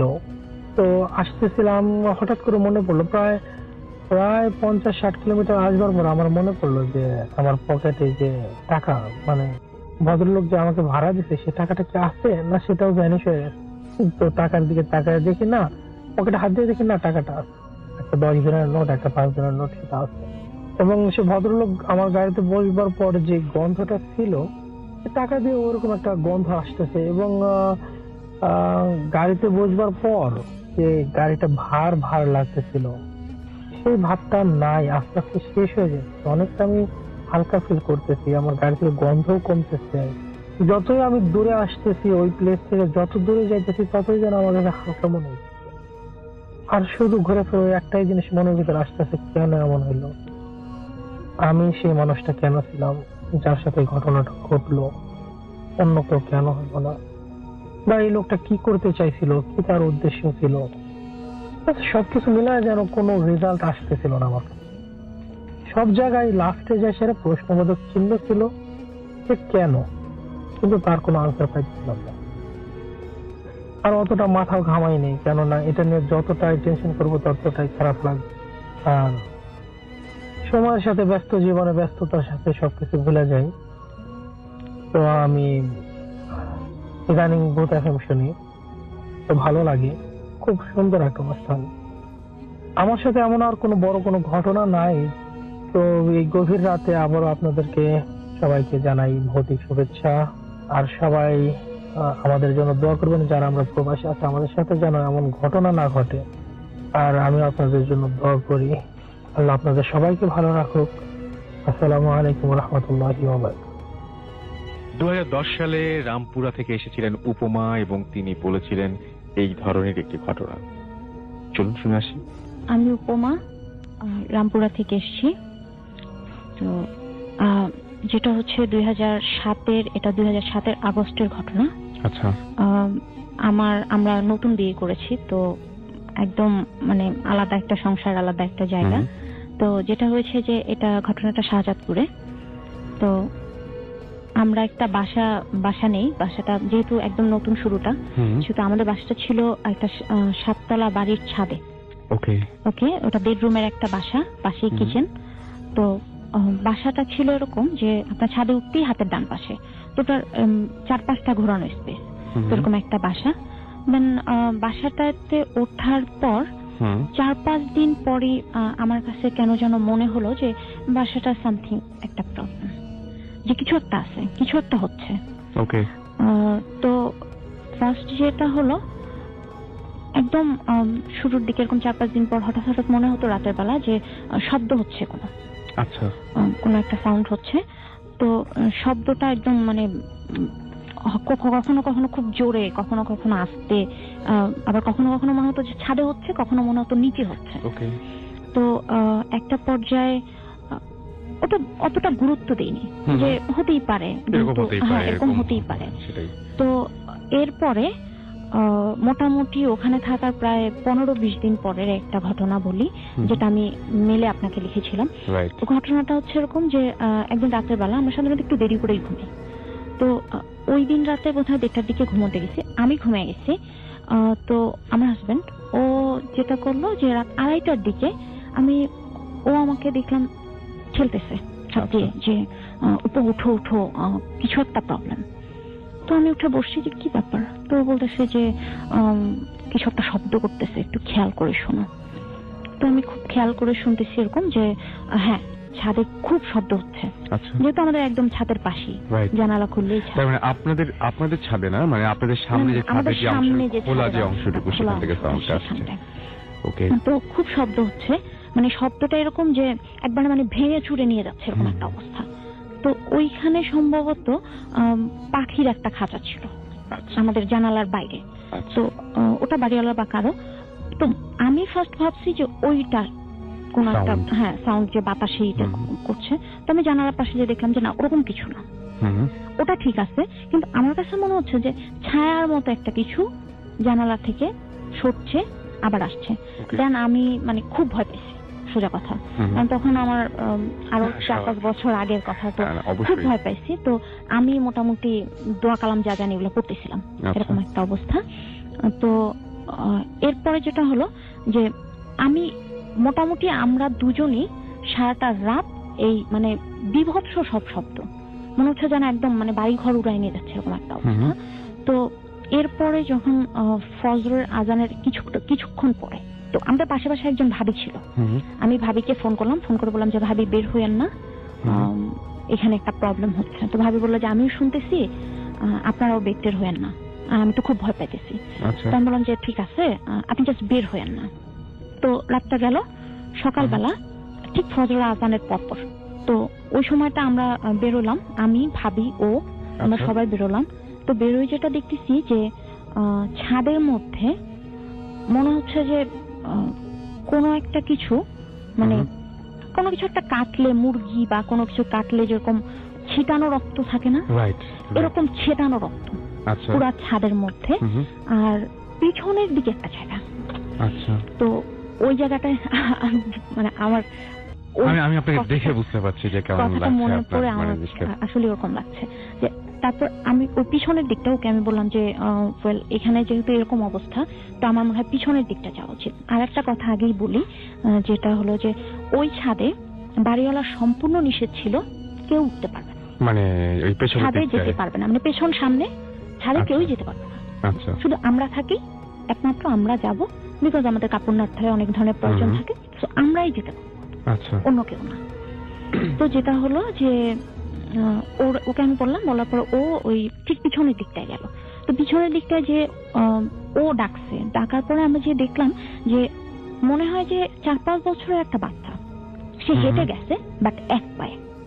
4-5 বছরের একটা বাচ্চা হেঁটে গেছে বাট এক পায়ে, মানে পায়ের ছাপটা এরকম যে একটা মানুষ হেঁটে গেছে, এবং তার পায়ের ছাপটা খুব ছোট ছোট, দেখে মনে হয় যে 4-5 বছরের কোনো বাচ্চা। তো দেখে তো স্বভাবতই আমরা স্বাভাবিক, মানে ওই সময় ভয়াবহ একটা ব্যাপার। আর ধুলার মধ্যে এটা কি আপনারা দুজনেই দেখেছিলেন? আমরা দুজন নাই, এবং আমাদের একটা ভাবি ছিল পাশে, সেও দেখেছে, আমরা সবাই। তো মোটামুটি ভীষণ একটা ভয় পাইছি। আর ও যেহেতু সাথে ছিল, ওর এক্সপিরিয়েন্সটা ও শেয়ার করতে পারবে যে আরো মানে ব্যাপারটা কতটা ভয়ঙ্কর ছিল, মানে বিভৎস সব অবস্থা। এরপরে একটা ঘটনা ওই বাসায়, যেটা হলো যে ও একদিন শাওয়ার নিতে গেছিল, মানে আপনার হাজবেন্ড, আমরা তার কাছে পরে আসবো, তো ও শাওয়ার নিতে গেছে। তো শাওয়ার নিতে গেছে, তো আমাদের বাথরুমটা ছিল এরকম যে বাথরুমের ওই পাশে আর কিছু নেই, দেয়ালটাই শেষ, তো ওটা ভেন্টিলেটর উপরে। তো ও শাওয়ার নিচ্ছে, ও আমাকে ভেতরে এসে আমাকে বলতেছে যে তুমি আমার হাত ধরে টান দিছো। শাওয়ার নিয়েও ভেতরে এসে আমাকে বলতেছে তুমি আমার হাত ধরে টান দিছো। তো আমি বললাম কোথায়? বলে হ্যাঁ তুমি ভেন্টিলেটর দিয়ে আমার হাত ধরে টান দিছো। তো আমি বললাম যে ভেন্টিলেটর দিয়ে কিভাবে দিব, সেটাই, যেহেতু একটা 7তলা বাসা, সেটাই ওটার ওপাশে তো আমার পক্ষে যাওয়া সম্ভব না, কারো পক্ষেই সম্ভব না, ওখানে কিছু নাই, মানে দাঁড়ানোর মতো বা এরকম কিছু নেই, কোনো জায়গা নেই। আচ্ছা, তো ওর মানে আমি ওকে দেখে বুঝতেছি যে কিছু একটা হয়েছে। আমাকে পরে বললো যে কেউ একজন আমার হাত ধরে টান দিচ্ছে, তখন আমি শাওয়ার নিচ্ছিলাম। তো এরপরে আরো অনেক কিছু ও বাসায় হয়েছে, অনেক ঘটনা। যেমন এমন হয়েছে যে ঘুমায় আসছি, দরজার সিটকিনি বন্ধ করে উঠে দেখি দরজা খোলা। এটা ওই বাসাতেই? ওই বাসাতেই। ওকে, তারপরে বাড়িটা ছাড়ছিলেন না কেন তখনও? আসলে ওই বাসাতে আমরা 6 মাসের মতো ছিলাম। মাত্র 6 মাস, এটা অনেক কম সময়। তার মানে এই সময়ের মধ্যে অনেকগুলো ঘটনা। তো ওই কম সময়টা যে ছিলাম, এরপরে চেষ্টা করেছি যে ওই বাসাটা ছাড়ার। তো একটা সময় যেটা হলো যে আপনারা দেখবেন যে বাসাটা ছাড়াটা কিন্তু একটু মুশকিলই হয়ে যায়, একটা বাসা নিয়ে ফেললে একটু মুশকিল হয় ছাড়া। তো ওই ছাড়তে যতটা সময় লেগেছে। তো আরেকটু বলি, যেটা হলো যে এই প্রবলেমটা কিন্তু আমার পিছন ছাড়েনি। আচ্ছা, এটা থেকেই গেছে। মানে অন্য বাসা যখন চেঞ্জ করে অন্য কোনো বাসায় গেলেন, তখনও কি? তখনও আমার সাথে প্রবলেম হয়েছে, আমার সাথে এবং ওর সাথে। তো আমার মনে হয় যে আমার হাজবেন্ডের কাছে যদি এর পরবর্তী ঘটনাটা শুনে আবার আমার কাছে, হ্যাঁ সেটাই, আমরা আরেকজন আছেন এবং তার কাছে আমরা তার সাথে একটু কথা বলে নেই। আপনার পরিচয়টা একটু দেবেন? যে জি ধন্যবাদ, আমি জাকি, রামপুরা থাকি। এবং এতক্ষণ উপমা যে গল্পটা বলছিলেন বা ঘটনা বলছিলেন, উপমার হাজবেন্ড হচ্ছে জাকি। তো জাকি কি দেখেছিলেন বা জাকি ব্যাপারটা কিভাবে বুঝতে পেরেছিলেন সেটা একটু শুনি আমরা, যে কি হয়েছিল আসলে ঘটনাটা। আসলে শুরু থেকে আমি কিছু কথা বলতে চাই। যে আমি যে ঘটনাটা এতক্ষণ শুনলেন আপনারা, এটা আমার জীবনে প্রথম, আগে কখনো হয়নি। তো এরকম মাথায় ছিল না যে আমি এরকম একটা ঘটনা ফেস করব। রাইট। তো ঘটনাটা যেটা হয়েছে, এর আগে আমি একটা কথা বলতে চাই যে আমাদের যে বিল্ডিংটার পাশেই একটা কবরস্থান ছিল। আচ্ছা, এটা এখনো আছে, এটা যেহেতু মোটামুটি বড় একটা কবরস্থান। তো ঘটনাগুলা ঘটার পর দেন আমার বিশ্বাস হয় যে এটা হওয়া স্বাভাবিক। আচ্ছা, যেহেতু আমার আগে কখনো হয়নি। তো আলটিমেটলি যেরকম ও বললো যে আমাদের উপমা বললো, ছাদে ওঠার নিয়ম ছিল না, সম্পূর্ণ লক ছিল, কেউই উঠতো না ছাদে, আমরাও খুব একটা যেতাম না। ওকে। রাতের বেলা যেটা হতো 5-6 দিন পর উঠার, 5-6 দিন পর যেটা ছাদের উপরে ছাদের উপর একটু শব্দ হতো, যেমন কেউ লাফাচ্ছে, এরকম ছিল। মানে ঠিক এই একই ঘটনাগুলো ঘটেছে, কিন্তু সেম ঘটনাগুলো আপনারা দুজনেই দেখেছেন, এবং আমি শুনলাম যে আপনাদের পাশের একজন ভাবি তিনিও দেখেছেন একই ঘটনা, এবং ওই যে ছোট বাচ্চা ছাদের উপর দিয়ে এক পায়ে হেঁটে গেলে যেরকম এরকম পায়ের ছাপ আপনারা দেখেছেন। কিন্তু ঘটনা ঘটেছিল একটা উপমার সাথে, যেটা আপনিও একজন উইটনেস, রাইট? মানে সেই ঘটনাটা আমাদের একটু বলবেন। সেদিন আমি বেসিক্যালি যেটা করি, আমি কাজ থেকে ফেরার পর সন্ধ্যা বা রাত হলে আমি গোসল সেরে ফেলি। তো খুব সম্ভবত সেই বাসাটাতেই ইনফ্যাক্ট আমাদের রুম থেকে 20 গজ দূরে ফ্রেশ রুমটা আমাদের। ছাদের একটা একে বলা যায় একটা ছাদের এই যে একদম পাশে। তো যেখানে ও বললো যে একটা ছোট ফেন্সের মতো ছিল, বড়, মোটামুটি বড় হোল করার মতো। তো আমি গোসল করার সময় হঠাৎ করে আমি ফিল করলাম আমার হাত ধরে কেউ টান দিছে। আচ্ছা। ইনফ্যাক্ট আমাদের যে শাওয়ারটার ঠিক শাওয়ারটার উপরেই ফেন্সটা ছিল, মোটামুটি বড়। তো যেটা হয়েছে আমার মনে হচ্ছে, আমি ভাবছি উপমা মাইট বি ও পান করছে। দেন আমি নর্মালি বেরোয় গেছি, বেরোয় যে আমি হাসতেছি ওর দিকে তাকায়। দেন আমি ওকে বলছি যে তুমি ধরছো, আমার হাত ধরছো। ও নিয়ারলি অনেকক্ষণ চুপ করে থেকে বলল যে আমি ব্যাপারটা বুঝতে পারছি, আমি হাত ধরি নেই তোমার। আমার মনে হয় যে এইখানে যেরকম ঘটনাগুলো ঘটতেছে এটারই একটা পুনরাবৃত্তি হয়েছে তোমার এখানে। ওকে, সো আরেকটা ঘটনা আছে যেটা আপনি মেইলে আমাদের শেয়ার করেছিলেন, আপনার সাথে ভয়ঙ্কর একটা ঘটনা আছে। হ্যাঁ, সেটা আমরা একটু জানতে চাই। ঘটনাটা হচ্ছে এই রমজানের, মানে গত রমজানের রিসেন্ট একটা ঘটনা, যেটা হলো আমার শ্বশুরবাড়ি হচ্ছে উত্তরে। তো ওখানে গেলাম, আমার শ্বশুরশাশুড়ি ইংল্যান্ডে যাবে, তো আমাদের দুজনকে রেখে যাবে বাসায়, এরকম একটা অবস্থা। তো থাকলাম। হঠাৎ করে একদিন রাতে, মানে মাঝখানে আমার কেন যেন মনে হতো যে, বিশেষ করে আমরা যে রুমটাতে থাকতাম ওটা ফ্রেশ রুমে গেলে আমার কেন যেন খারাপ লাগতো। আচ্ছা। আমি কখনোই শাওয়ার নিতে গেলে, আমার একটা অভ্যাস আছে যে আমি রাতে গোসলের আগে মানে ঘুমানোর আগে একবার শাওয়ার নিই। তো ওটার সময় আমি কখনোই মানে ওকে আমি বলতাম যে তুমি এখানে বসে থাকো, মানে দরজার বাইরে আমি বসায় রাখতাম যে না আমার ভয় লাগছে, এরকম একটা অবস্থা। তো যেটা হলো যে ওই দিনের কথাটা বলি, রাতেবেলা মোটামুটি 3টার দিকে, আমি একটু আগেই বোধহয় শুয়েছিলাম, যে বই পড়তেছিলাম। তো 3টার দিকে আমার চোখ লেগে আসছে, একটু তন্দ্রা মতো। তো হঠাৎ করে আমার মনে হলো যে কেউ একজন আমার পাশে আছে, মানে ফিল করছেন যে ঘরে আপনি একা না। আমি ও ছিল, তো আমার হাজবেন্ডও ছিল, বাট আমার কাছে মনে হচ্ছে যে আমার পাশে কেউ একজন আছে। আচ্ছা। তো আমি চোখ খুলে তাকাইছি, তো তাকায় দেখি একটা লোক, আমার স্পষ্ট মনে আছে, বিলিভ মি, আমার মানে আমি একদম ঘুমেছিলাম না। আচ্ছা। একদমই আমি ঘুমেছিলাম না। আমি চোখ খুলে তাকাইছি, আমি দেখতেছিলাম ও শুয়ে আছে, আমি দেখতেছিলাম লোকটা বসে আছে, এবং সেই লোকটা আমাকে পুরো মানে কিভাবে যে সে আমার দিকে তাকাইছে, কিভাবে যে আমাকে ধরছে, মানে আমি এটা বুঝাতে পারবো না। সে আমাকে ধরলো, 2 হাতটা মানে কেমন যেন মনে হলো কি লোকটা উল্টা, লোকটাকে আমার সোজা মনে হয়নি, কেমন যেন মনে হলো লোকটা উল্টা।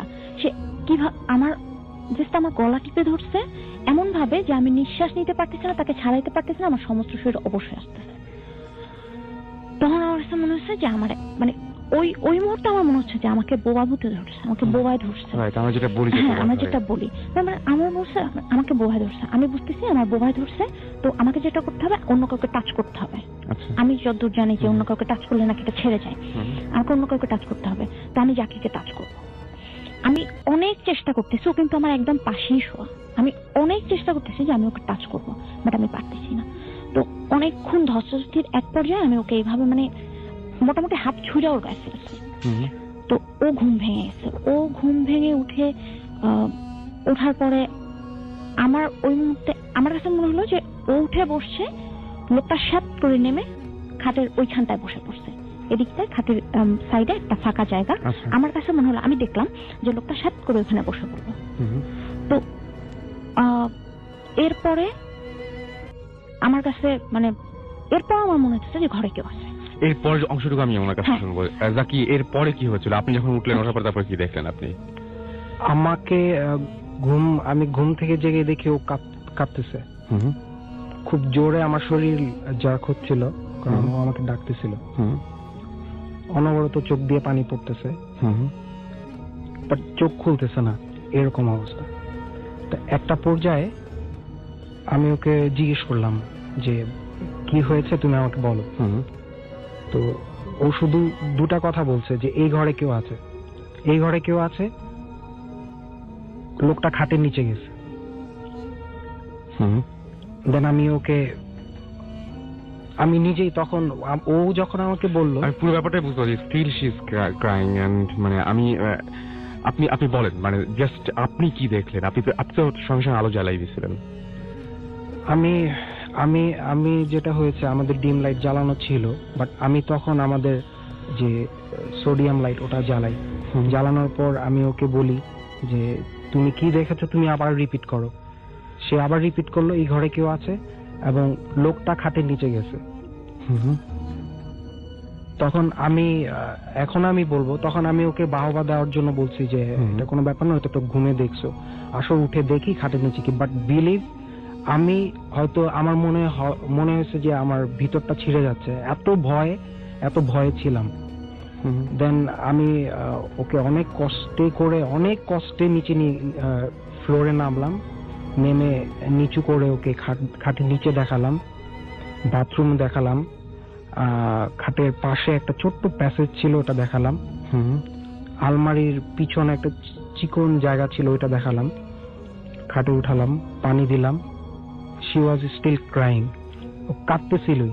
আর কিছুক্ষণ পর সে বলল যে আমার প্রচন্ড মাথা ব্যথা ধরছে, আমার গলা জ্বলতেছে, আমার বুক ভারী হয়ে গেছে। আচ্ছা, আমি ওকে পানি দিলাম, মাথায় পানি দিলাম। দেন ও গলা যখন হাত দিয়ে ধরতেছে, দেন আমি ওর গলার দিকে তাকালাম। তো কয়েকটা আমি রেড সার্কেল দেখলাম, যেমন আমি যদি কাউকে গলায় দড়ি দিয়ে 4-5টা প্যাচ দেই, তো যদি ওটা যদি টাইট করা হয় নিশ্চয়ই দাগ বসবে লাল। ঠিক সেম দাগটা আমি নিজের চোখে, আমি নিজের হাত দিয়ে ধরে দেখছি। তাকে আমি বললাম, বিশ্বাস করতেছিল না। সে মিররে তাকে দেখালাম, সেও দেখলো। দেন আমাদের কোনো ভাষা ছিল না, আমরা জাস্ট ফজরের আজান পর্যন্ত আমরা ওয়েট করেছি, কোনো কথাই বলতে পারিনি। ঘটনা এবং দারুণ একটা এপিসোড ছিল সেটা। চলুন শুনে আসি এপিসোডটি। অ্যাকচুয়ালি আমি রাসেল তো দেখলেই, আমি একটু আগে ঢুকেছি, পুরো ঘটনা শুনতে পারিনি। রাইট। আমি অ্যাকচুয়ালি পুরো ঘটনাটাও এখনো জানি না, বাট এখন পর্যন্ত আমি যতটুকু ঘটনা শুনেছি আমার কাছে খুবই ইন্টারেস্টিং একটা ব্যাপার মনে হচ্ছে। সো আজকে যদি তুমি যদি নাও বলতা, আমি ওনাদের সাথে আবার কথা বলতাম এই ব্যাপারটা নিয়ে। আমার কাছে খুব ইন্টারেস্টিং লাগছে ব্যাপারটা, এবং এই ধরনের সিমিলার ঘটনা আমি আগে থেকে শুনেছি, যে কারণে আমার কাছে খুব ইন্টারেস্টিং লাগছে। মানে এটা আনকমন কিছু না যে জিনিসটা দেখছি। আমি জাস্ট আমার জাস্ট দু একটা কোশ্চেন আছে যেগুলো আমি আপনাদের করতে চাচ্ছি। সেটা হচ্ছে যে যেমন ডাকটা, এটা 15 মিনিটস পরে কি ছিল? এটা এর 3 দিন পর পর্যন্ত ছিল। 3 দিন পর্যন্ত ছিল? জি। ইনফ্যাক্ট আমার যে বড় বোন, তাকে আমি বলেছি, শুধু একটা মানুষকে আমি শেয়ার করেছি, এন্ড দেন আজকে হয়তো লাখ মানুষ, হাজার মানুষ। বুঝতে পারছি। আরেকটা কোশ্চেন হচ্ছে যে জিনিসটা কোন টাইমে হয়েছিল, আপনার কি মনে আছে? আপনাদের টাইমটা কি অ্যাপ্রক্সিমেট একটা? এটা ঠিক সেহরির 1.5 ঘন্টা বা বুঝতে পারছি। হ্যাঁ, রাইট, ওকে। আচ্ছা, আপনাকে আমি একটা কোশ্চেন জিজ্ঞেস করি। আপনি যে মানুষটাকে দেখেছিলেন, তার চুল কি কার্লি ছিল না প্লেন ছিল, আপনার কি মনে আছে? না, এটা মনে নেই, তবে লোকটার বেশ বড় দুটো চোখ। ওকে, বেশ বড় দুটো চোখ, লালচে টাইপের, এবং লোকটা আমার দিকে তাকাই ছিল এবং সে হাসতেছিল। ওকে, অলরাইট। আমার এটা স্পষ্ট মনে আছে, এবং এই লোকটাকে আমি প্রথম না, এর আগে অনেকবার দেখছি। অনেকবার দেখেছেন কি এরকম সিচুয়েশনে? এরকম সিচুয়েশনে, এবং আমি অনেকবার এটা নিয়ে আর কথা বলতে হবে না, পরে আমি আপনার সাথে আবার এটা নিয়ে। হ্যাঁ, আর রাসেলের কাছে। রাইট। আচ্ছা, রিসেন্ট কিছু প্রবলেম হচ্ছে, আপনি কি এখন কথা বলতে পারবেন? মানে প্রবলেমগুলো কি হয়েছিল? আচ্ছা, রিসেন্ট কিছু প্রবলেম হয়েছে, যেটা হলো যে গত বুধবারের কথা বলি। গত বুধবারের রাতে, যদিও ঘটনাটা খুব আমার কাছে স্বাভাবিক মনে হচ্ছে, বাট ও আমার হাজবেন্ড একটা কথা বলাতে অস্বাভাবিক হচ্ছে, আমি বলি। যেটা হলো যে গত বুধবার রাতে আমি শাওয়ার নিতে যাই। তো আমাদের সাধারণত ইলেকট্রিসিটি চলে যায়, 1 ঘন্টা থাকে ঢাকাতে, মোটামুটি একটা নিয়ম। তো যেটা হলো যে 8টা বাজার 10 মিনিট আগে আমি শাওয়ার নিতে ঢুকলাম, কারণ 8টাতে ইলেকট্রিসিটি যাবে। তো আমি 8টা বাজার 10 মিনিট আগে শাওয়ার নিতে ঢুকলাম, শাওয়ার নিয়ে বেরোয় আমি মোটামুটি হব। তো আমি শাওয়ার নিতে ঢুকে ঠিক আমার কাছে মনে হলো যে 2-3 মিনিট পরেই ইলেকট্রিসিটি চলে গেছে। আচ্ছা। দেন আমি ওর কাছে চাইলাম যে, ও আমাকে বললো যে তোমার কি বাতি টাতি কিছু লাগবে? আমি বললাম হ্যাঁ দাও। তো ওর মোবাইলের লাইট জ্বালায় আমাকে দিচ্ছে। আচ্ছা। তো আমার কাছে মনে হলো যে এরপরে হার্ডলি আমি আরো হয়তো 4 মিনিট ছিলাম ওখানে। আচ্ছা। বাট বেরোনোর পরে ও আমাকে বলতেছে যে আমি প্রায় 1 ঘন্টার উপরে বাথরুমের ভেতরে আমি ফ্রেশ রুমে ছিলাম। 1 ঘন্টা। আপনার কাছে ওই সময়ের কোনো হিসাব নেই? সময়ের কোনো হিসাব আমার কাছে নেই। ওকে। এবং ও মোটামুটি বেশ নাকি হইচই করছে, বাট আমার কানে কিছুই যায়নি। মানে এদিক দিয়ে শব্দ করেছে বা আপনাকে নক করেছে, এবং ওর সাথে নাকি আমি কথাও বলেছি, বাট আমি মনে করতে পারছি না যে আসলে আমি বলেছি কিনা। নাম্বার 1। নাম্বার 2, যেটা হয়েছে যে গত রাতে আমরা একদম সারা রাত জেগেছিলাম। আচ্ছা। তো গত রাতে আমি রাত 3টার দিকে চা করতে গেছি। চা খাবো, চা করতে গেছি। তো চা করতে গেছি, আমি চা করছি, হঠাৎ করে এই বাসাটা, যে বাসাটা এখন আছি, ও বাসাটা আমরা প্রায় 1.5 বছর। আচ্ছা। 1.5 বছরের মধ্যে আমার টুকটাক স্বাভাবিক ঘটনা ছাড়া এরকম কিছু আমার হয়নি। তো আমি চা করতে গেছি, হঠাৎ করে আমার মনে হলো যে আমার পিছনে কেউ আছে। আচ্ছা। এবং সে আমার ঘাড়ে হাত রাখছে, এবং পিছনে আমি বিস্কিটের প্যাকেট ফেলছি। তো ওই প্যাকেটটা যে খসখস করতেছে, মানে প্যাকেটের উপরে একটা কেউ পা রাখলে বা একটা কোনো কিছু পড়লে একটা খচমচানি একটা শব্দ আছে না, ওরকম যে শব্দটা, এটা আমি পাচ্ছি। বাট আমি একবার, আমার এত ভয় লাগছে, আমার পুরো শরীর ফুলে গেছে, পুরো গা কাটা দিয়েছে, এবং আমার কিরকম শরীর ভারী হয়ে যায় না একটা, আমার মনে হচ্ছে আমার ঘাম ছুটে গেছে মুহূর্তের মধ্যে। তো আমি একবারও, মানে আমার এতটা সাহস নেই যে আমি ঘুরে দেখবো যে আসলে পিছনে কি আছে। এবং আমার কাঁধে হাত রাখা, এটা আমি স্পষ্ট বুঝতেছিলাম যে আমার কাঁধে কারো হাত। তো আমি জোরে একটা চিল্লা দিচ্ছি, যাকে এদিকে আসো। তো দৌড়াইছে, কি হয়েছে? আমি বললাম আসো।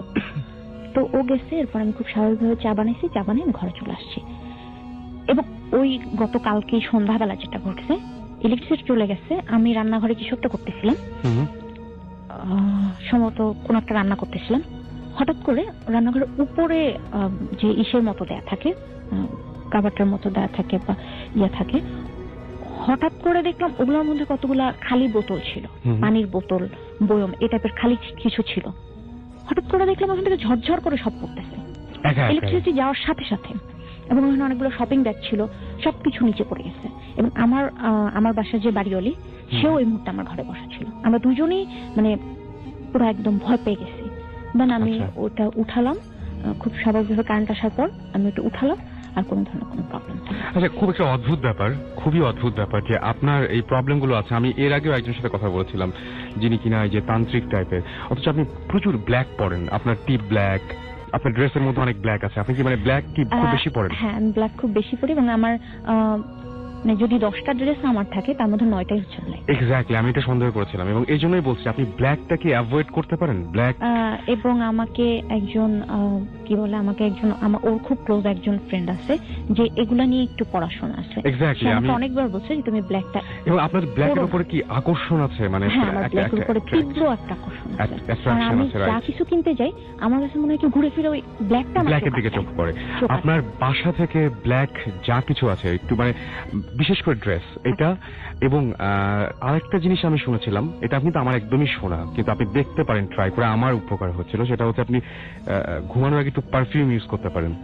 এটা আমি সবসময় করি। এটা আপনি সবসময় করেন, রাইট? তবে কালো ড্রেস এবং কালো যা কিছু আছে আপনার বাসার আশেপাশে, একটু তাহলে আমার পুরো বাসা পাল্টাতে হবে, বিকজ আমার বাসায় হচ্ছে যে ম্যাক্সিমাম জিনিস, ফার্নিচার থেকে শুরু করে ম্যাক্সিমাম জিনিসপত্র ব্ল্যাক, রাইট? এটা হোয়াইট এটা কিন্তু খুব, আমি জানি না, তবে এটা খুব মানে কি বলবো, হ্যাঁ এটা আমাকে টানে, খুব টানে। এটা খুব আর টানে। আরেকটা জিনিস হলো যে এই যে পারফিউমের একটা ব্যাপার বললেন, একটু বলি। আমি এর আগেও আপনাদের শোতে শুনেছি, অনেকে বলেছে, এবং আমার সাথে যেটা হয়, আমি বিয়ের পর আমার হাজবেন্ডকে অনেক বলেছি যে আমি মাঝে মাঝে কিছু গন্ধ পাই, কখনো খুব বেশি সুগন্ধ, যেমন মনে হয় কি যে কিছু তাজা ফুল আমার সামনে এনে কেউ রাখছে। আচ্ছা, আমি ফুল দেখতে পাচ্ছি না, বা ফুল যে আছে এটা বুঝতে পারছি না, বাট তাজা ওই গন্ধটা আমি পাচ্ছি। রাইট। তো হঠাৎ করে মানে, আর এমন সব জায়গায় যেখানে তাজা ফুলের প্রশ্নই ওঠে না, লাইক আমি এখানে বসে আছি, এখানে তাজা ফুলের গন্ধ পাচ্ছি। খারাপ যে গন্ধটা সেটা কিরকম পান? খারাপ গন্ধটা যেমন আজকে আপনাদের সিঁড়ি থেকে আমি যখন উঠতেছি, তখন আমার কাছে মনে হচ্ছে কি যে কেউ পলিথিন অথবা তার পরাচ্ছে। আমি ওকে বলতেছিলাম যে তুমি কি গন্ধটা পাচ্ছ, আমি ওকে জিজ্ঞেস করতেছিলাম। আপনি উনি কি পেয়েছিলেন নাকি? ও আমাকে বলতেছিল যে হয়তো হবে, হয়তো যে কি কেউ হয়তো কি কয়েল বা কোনো কিছু জ্বালাইছে, এটা গন্ধ এরকম কিছু একটা হতে আমার পারে। কাছে আমি স্পষ্ট পাচ্ছি যে ওইটা। আর আরেকটা যেটা হয় যে ব্যাড স্মেল আমি একটা পাই যে ইঁদুর পচা গন্ধ। ইঁদুর পচা গন্ধ মানে কোনো কিছু, কোনো এনিম্যাল, কোনো মারা টারা গেলে একদম বাজে একটা গন্ধ হয় না, ওরকম একটা গন্ধটা এতই তীব্র যে আমি মাঝে মাঝে অকারণে আমি বমি করি।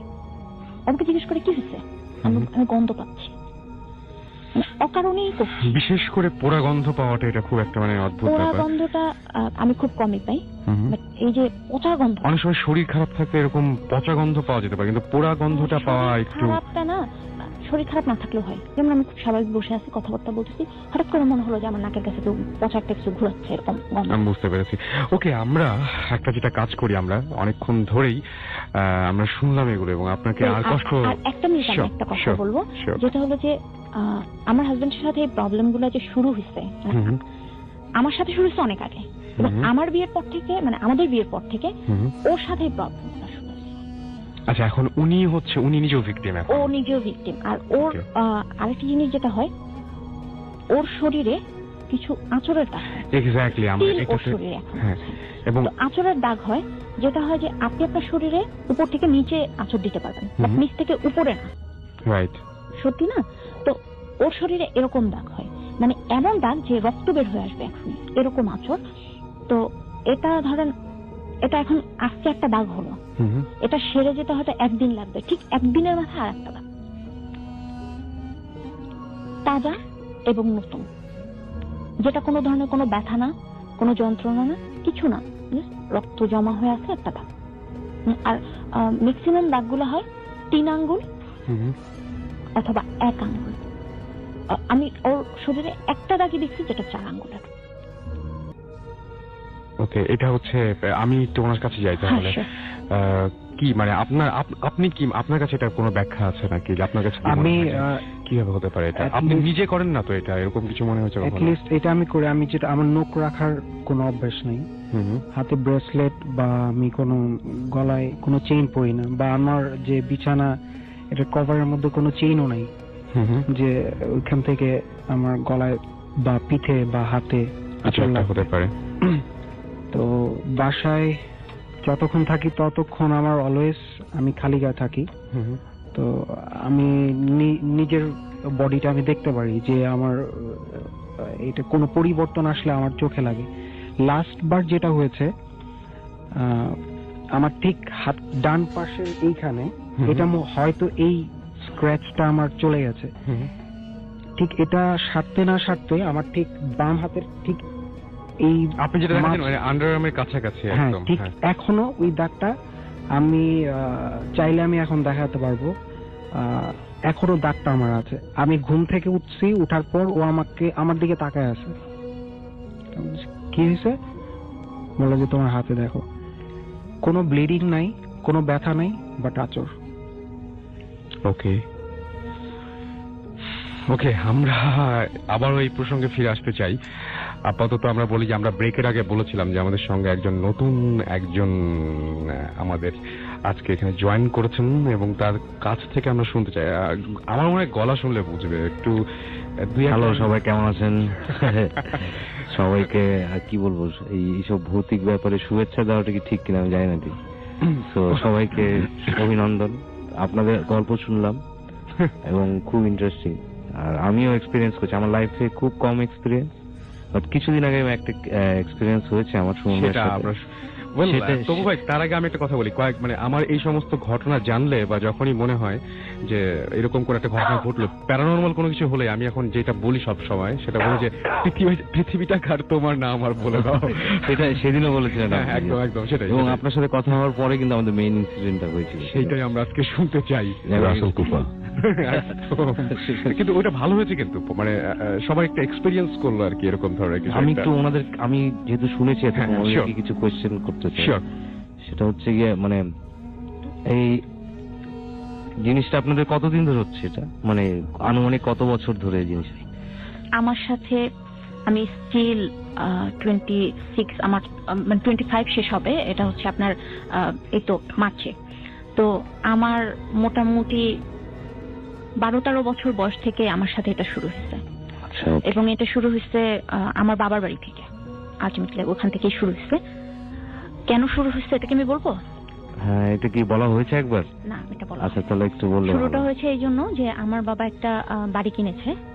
তো ওটা কেনার পর থেকে আমরা বাড়িটা করার পর আমরা যখন ওই বাড়িতে উঠেছি, প্রত্যেকটা মানুষের সাথে, আমাদের বাড়িতে যতজন বাসিন্দা প্রত্যেকটা মানুষের সাথে এরকম হয়েছে, এবং প্রত্যেকটা মানুষই মানে মোটামুটি ইয়ে হয়ে গেছে, যে মানে উচ্চায় গেছে ব্যাপারটা। বাট আমি ওই জায়গাটা আটকাই গেছি কেন যেন, আমি জানি না কেন। কি বলবো, এটা আমাদের ওই ফ্যামিলিটাকে একটা কঠিন পরীক্ষার মধ্যে দিয়ে যেতে হয়েছে এবং স্টিল যেতে হচ্ছে। তো আমি জানি না, আমার বাবা মা হয়তো যদি কোনো চান্স দিত সেক্ষেত্রে আমি অবশ্যই সুমন ভাইকে বলতাম যে আসেন আমার বাবার বাড়িতে দেখে যান, কিন্তু আমি জানি না ওরা দিবে কিনা। না, আমরা তো সবসময় এই ধরনের ঘটনা শোনার পর ডেফিনেটলি কেউ যদি আমাদের বলে তখনই আমরা যাই। সেটাই যেটা হয়, এখনো হয় যে ওদের বাসায় কেউ হাঁটতেছে, সে দরজা খুলতেছে, নামতেছে, পানি ঢালতেছে, গোসল করতেছে, মানে এটা প্রতি রাতে এবং প্রতিটা মানুষ শুনতেছে। আমি আপনাদের এই ঘটনা যত শুনছি ততই অ্যাকচুয়ালি আমি অনেক বেশি, আরো বেশি ইন্টারেস্টেড হয়ে যাচ্ছি। চলুন শুনে আসি 2011 থেকে সেই এপিসোডটি। ঘটনাটি আমার গ্রামের বাড়ি হচ্ছে চাঁপাইনবাবগঞ্জ জেলার রহনপুর গ্রামে। আচ্ছা, আমি তখন আপনি পড়াশোনার কারণে ঢাকায় আছেন? হ্যাঁ, আমি পড়াশোনার কারণে ঢাকায় আছি। প্রথম ঘটনাটা বলি, যেটা বিক্ষিপ্তভাবে ঘটেছিল আমার সাথে। আমি তখন ক্লাস 5-এর ছাত্র, এবং আমার একটা অভ্যাস ছিল যে আমি মানে রাত্রে একটা নির্দিষ্ট সময় আমি আমার ফুফাতো ভাইয়ের সাথে ঘুমাতাম একসাথে। আমি আমার ফুফাতো ভাই তুহিন একসাথে ঘুমাতাম, তুহিন ভাই। তারপরে একটা সময় আমার ঘুম ভেঙে যেত, সেটা 3টার সময় হতো বা 4টার সময় হতো। ঘুম ভেঙে গেলে আমি আবার আম্মা আব্বার কাছে গিয়ে ঘুমাতাম, এবং এটা আমার একটা অভ্যাসে পরিণত হয়েছিল। এবং বুঝতে পারতাম যে আমার আব্বা আম্মাও বিষয়টা খুব এনজয় করতো, তাদেরও ভালো লাগতো যে ছেলে শুচ্ছে আমাদের সাথে। রাইট। তো একদিন আমি এরকম আমার ঘুম 3টা-4টার দিকে, টাইমটা আমি নির্দিষ্ট করে বলতে পারবো না, 3টা-4টার মধ্যেই হবে। তারপরে আমি আম্মার ঘরে যাই, আম্মাকে ডাক দিই। আমার ঠিক বিছানার মানে যেভাবে আম্মারা ঘুমাতো তার মাথার পাশেই জানালাটা ছিল, এখান থেকে ডাক দিতাম। জানালাটা ভাঙা ছিল, পুরোনো বাড়ি ছিল। আচ্ছা। তো আম্মাকে ডাক দিলাম, আম্মা দরজা খুললো। দরজা খুলে তখন আমি ভিতরে গেলাম। তো আমি যাওয়ার পরে ঘুমানোটা, আমরা তো সাধারণত মানে সোজা হয়ে ঘুমাই, বিছানাটা যেরকম থাকে, কিন্তু যখন লম্বা হয়ে শুয়ে থাকি, দৈর্ঘ্য যেটা মানে খাটের এক প্রান্তে মাথা থাকে আর এক প্রান্তে পা থাকে, এরকম হয়ে যায়। তো তারপর আমি যখন ঘুমাতাম তখন এটা ঠিক মানে প্রস্থ যেটা খাটের যে প্রস্থ সেই অনুযায়ী একসাথে পাশাপাশি অনেক লোক শোয়া যায়। হ্যাঁ, 3জন এভাবে ঘুমাতাম। আমি মাঝখানে, এক পাশে আব্বা আর আমার এক পাশে আম্মা। তো আমি একটা সময় কথা বলতে বলতে বা গল্প শুনতে শুনতে ঘুমিয়ে গেছি। ঘুমিয়ে যাওয়ার পর আমার স্পষ্ট মনে আছে, আমি চোখ খুললাম। চোখ খুলে দেখি যে ঠিক আমার সামনে, আঞ্চলিক ভাষায় যেটাকে বলে খাটের পাশে, মানে মশারি টাঙানো হয় যে স্ট্যান্ডটাই, সেই স্ট্যান্ড ধরে একজন বৃদ্ধ মহিলা, অনেক বয়স, সাদা শাড়ি পরে আছেন। উনি খাটের স্ট্যান্ডটা ধরে আমার দিকে তাকিয়ে হাসছে, এবং তার হাসিটা আমার চোখে সবসময় ভাসে যে কোনো ভয়ঙ্কর হাসি না, মনে হচ্ছে যে আমাকে দেখে তার ভালো লাগছে, একটা স্নেহের হাসি। সেই হাসিটা উনি আমাকে মানে হাসছেন। এবং আমি হয়তো তখন এত কিছু বুঝতাম না বলে আমিও বিন্দু মাত্র ভয় পাইনি। আমি ওনাকে দেখে হাসছি, উনিও হাসছেন, আমিও হাসছি। এবং সেই বৃদ্ধ মহিলাটা সাদা শাড়ি পরেছিল এবং ওনার সমস্ত মুখমণ্ডল গোটা গোটা, যেটাকে ঘা বলা যায় আর কি, পুরো মুখ সেটাতে ভর্তি আর কি, গোল গোল বা পুরো মুখে গোল গোল চিহ্ন এবং মানে উঁচু হয়ে আছে জায়গাগুলো। রাস্তায় মাঝে মাঝে কোনো ভিক্ষুকদের দেখা যায় এভাবে যে শরীরে অনেক কিছু উঠে আছে টাইপের কিছু একটা, ওই রকম পুরো মুখে। কিন্তু উনি আমাকে দেখে হাসছেন, যেভাবে একটা বাচ্চাকে দেখলে মানুষ মানে আদরের ভাষায় হাসে, সেই হাসিটা উনি আমাকে দেখে হাসছেন এবং আমি ওনাকে দেখে হাসছি। তারপরে আমি এটা দেখতে দেখতে আমি এক সময় ঘুমাই যাই এবং ঘুমাই যাওয়ার পরে আমি একটা কেমন অনেক রকম বিক্ষিপ্ত ভাবে, স্বপ্নটা আমার মনে নাই, আমি একটা স্বপ্ন দেখেছি। তো আমি এই কারণে কনফিডেন্ট যে আমি দেখেছি। এখন সেটা আমার দৃষ্টিভ্রম কিনা বা আমি সেই মানে সেই প্রশ্নে যাচ্ছি না, সেই প্রশ্নই আসছে না, কিন্তু আমি দেখেছি এবং দেখে আপনি ভয় পাননি, এবং দেখে আমি ভয় পাইনি, আমার ভালো লেগেছে। তো এবার আমার মানে এটা কিন্তু বেশ ভয়ঙ্কর ঘটনা। সেটা হচ্ছে যে আমার এসএসসি পরীক্ষার সময় আমার আব্বা মারা যায়। আব্বা মারা যাওয়ার পরে আমি ঢাকায় খালাম্মা খালুর কাছে মানুষ হয়েছি। এই পর্যন্ত আমি খালাম্মা খালু মানে আমার দেখাশোনা করেন। ওকে। তো আমি ঢাকায় আসার পর খুব অনেকদিন পর পর বাড়ি যাই। আর স্বাভাবিকভাবে আমি বাড়ি গেলে পড়াশোনা কম করি এবং আড্ডাটা বেশি দিই এবং আমার বন্ধু বান্ধব প্রচুর, যে কারণে আম্মাও চায় না যে আমি বেশি বাড়ি আসি, মানে আমার জন্য যে ওখানে থাকলেই পড়াশোনা বেশি করবে। একবার আমি এই ঘটনা কিন্তু এই পাশে ব্র্যাকেটে লিখেছিলাম মারাত্মক। আপনারা একটু যারা শুনছেন এই মুহূর্তে আমি বলবো যে খুব খুব কনসেন্ট্রেট করবেন এই ঘটনার উপরে। ঘটনাটার ভেতরে একটা মানে কি বলবো যে ভয়াবহ একটা ব্যাপার আছে। এবং আপনারা এক জিনিস খেয়াল করবেন যে আজকে সবগুলো ঘটনার কাছাকাছি ধরনের, আমাদের যেটা প্রত্যেকবার মানে এই কোইন্সিডেন্সটা হয় যে প্রত্যেকটা ঘটনা একটু কাছাকাছি ধরনের। তোমরা শুনি। তো প্রথমে আমাদের গ্রামটার একটু বর্ণনা দিই যে চাঁপাইনবাবগঞ্জ জেলার লাস্ট স্টেশনটা হচ্ছে রহনপুর স্টেশন, মানে ওটার পরই ইন্ডিয়া। আমি গিয়েছি, আমি ওই দিক দিয়ে মানে ওই পুরো জায়গাগুলো আমার দেখা আছে, এই জন্য যে আমি ওই দিক দিয়ে একবার ইন্ডিয়া গিয়েছিলাম। আচ্ছা, হতে পারে। হ্যাঁ, তো আমাদেরটা লাস্ট স্টেশন, যার ফলে মানে আমাদের রহনপুর গ্রামে অসংখ্য পাগল দেখা যায়। মানে সম্ভবত ট্রেনে উঠে যায়, উঠে যাওয়ার পর ট্রেন আমাদের এখানে তো অনেকক্ষণ থাকে, কোন ট্রেন এক দুই দিন থেকে যায়। যখন দেখে যে চলছে না তখন হয়তো তারা নেমে পড়ে, যার কারণে বিচিত্র রকমের পাগল কিন্তু মানে 2-1 মাস পর পরই সেখানে দেখা যায়। তো রহনপুর বড় বাজার যেটা, সেখানে একজন পাগল ছিলেন, ওর নাম হচ্ছে সামু পাগল। আমরা স্থানীয়ভাবে তাকে সামু পাগল বলি। তো সামু পাগল ওর হচ্ছে যে পাগলরা সাধারণত একটু অপরিষ্কার হয় এবং মানে চুল অপরিষ্কার হয়, দাড়ি অপরিষ্কার করে না ঠিক মতো। কিন্তু ওটার সে বিপরীত ছিল। আচ্ছা, সুদর্শন ছিল চেহারা, ফর্সা, মুখ ভর্তি কালো দাড়ি, আর চুলও অনেক ঘন এবং খুব বড় না, কিন্তু মানে ঘনত্বের কারণে মনে হতো যে অনেক মানে অনেক বেশি চুল।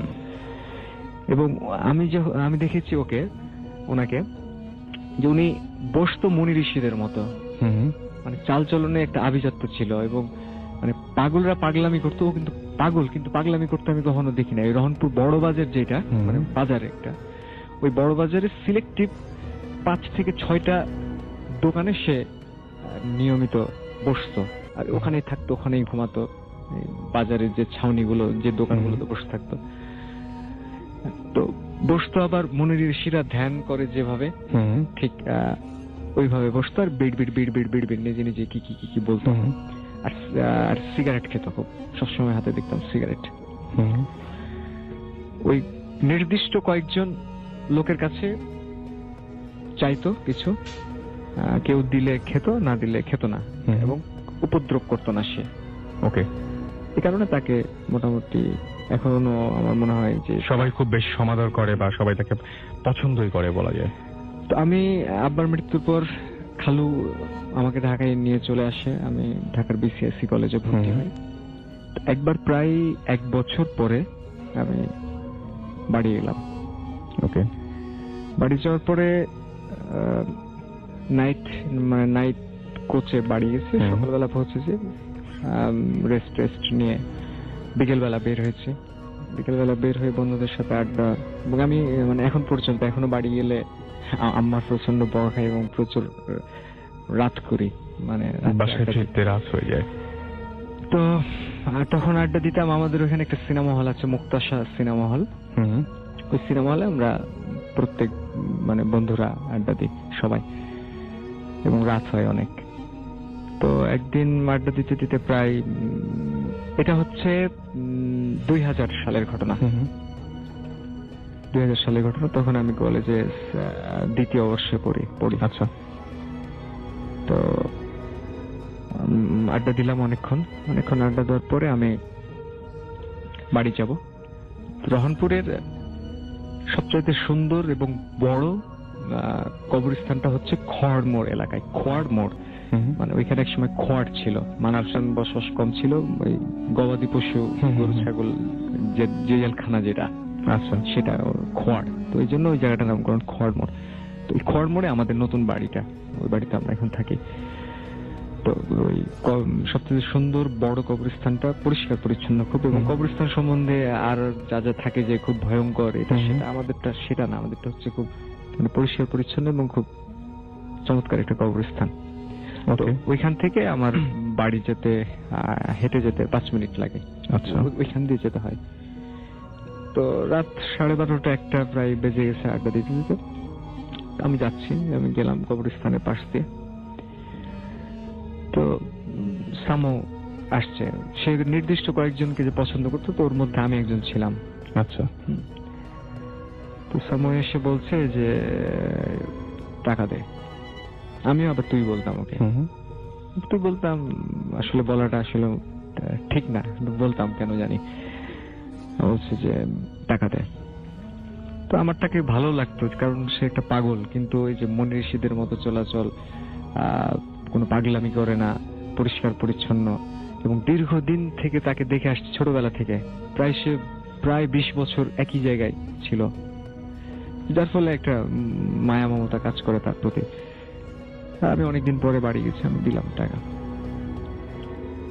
টাকা দিয়ে পরের দিনও বিকেলবেলা বের হয়েছি, 1টা 2টা পর্যন্ত ঘুমাই, কাজ থাকে না বাড়িতে গেলে কোনো। আর আম্মাও বকাঝকা তখন একটু কম করে, ভাইয়া একটু বকাঝকা করে। তো আবার আড্ডা দিয়েছি, ঘোরাফেরা করেছি।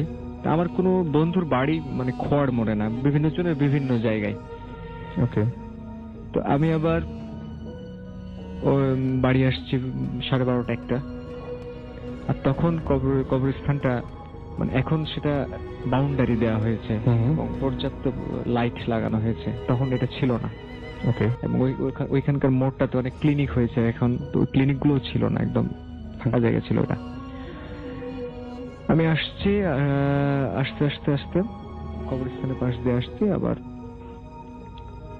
সামো আসছে। সামো এসে বলছে যে টাকা দে।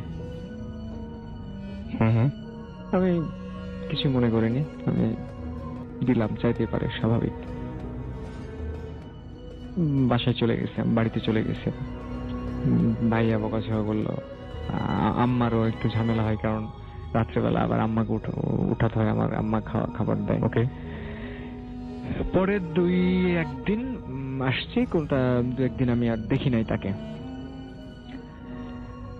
তারপরে একদিন আমি আসছি, এসে ঠিক কবরস্থানকে পাশ দিয়ে যাচ্ছি, তখনও 1টা 1:30 বাজে। তো মানে কান্নার আওয়াজ, এই হু হু হু করে কান্নার আওয়াজ। তো আমি চিন্তা করলাম যে এখানে মানে কাঁদছে কে। তো দেখলাম যে সামো, ওই এখন যেখানে গেটটা বানানো হয়েছে ওর পাশে সে মানে জড়সড় হয়ে বসে কাঁদছে। আমি আবার তার পাশে গেছি। পাশে গিয়ে আমি বলছি যে কি ব্যাপার, কাঁদছিস কেন? তো ও কিছু বললো না, ও কিছু না বলে আমি যেদিক দিয়ে আসছি সেই দিকে চলে গেল, মানে বাজারের দিকে গেল। আমি আমি ওর বিপরীত দিকে আমার বাড়ি। আমি আর কিছু বললাম না, আমি তখন আমার বাড়ির দিকে যাচ্ছি। তো একটা কাঠের মিল আছে আমার বাড়ির সামনে, তো ওটার কিছু দূর আসা মাত্র হঠাৎ দেখি সে আবার আমার সামনে। আমি আবার একটু অবাক হলাম যে কি ব্যাপার, ও চলে গেল, আসলাম এখন আবার সামনে আসলো, এখন আবার সামনে আসলো। অবাক হয়েছি কিন্তু প্রশ্ন জাগে নাই মনে, সব বিষয়গুলো আমার কাছে স্বাভাবিক মনে হয়েছে। সে বলছে যে আমার খুব ঠান্ডা লাগছে, আমাকে একটা সাদা চাদর দিতে হবে। আমি সাদা চাদর, ঠান্ডা, তখন গরমের সময়।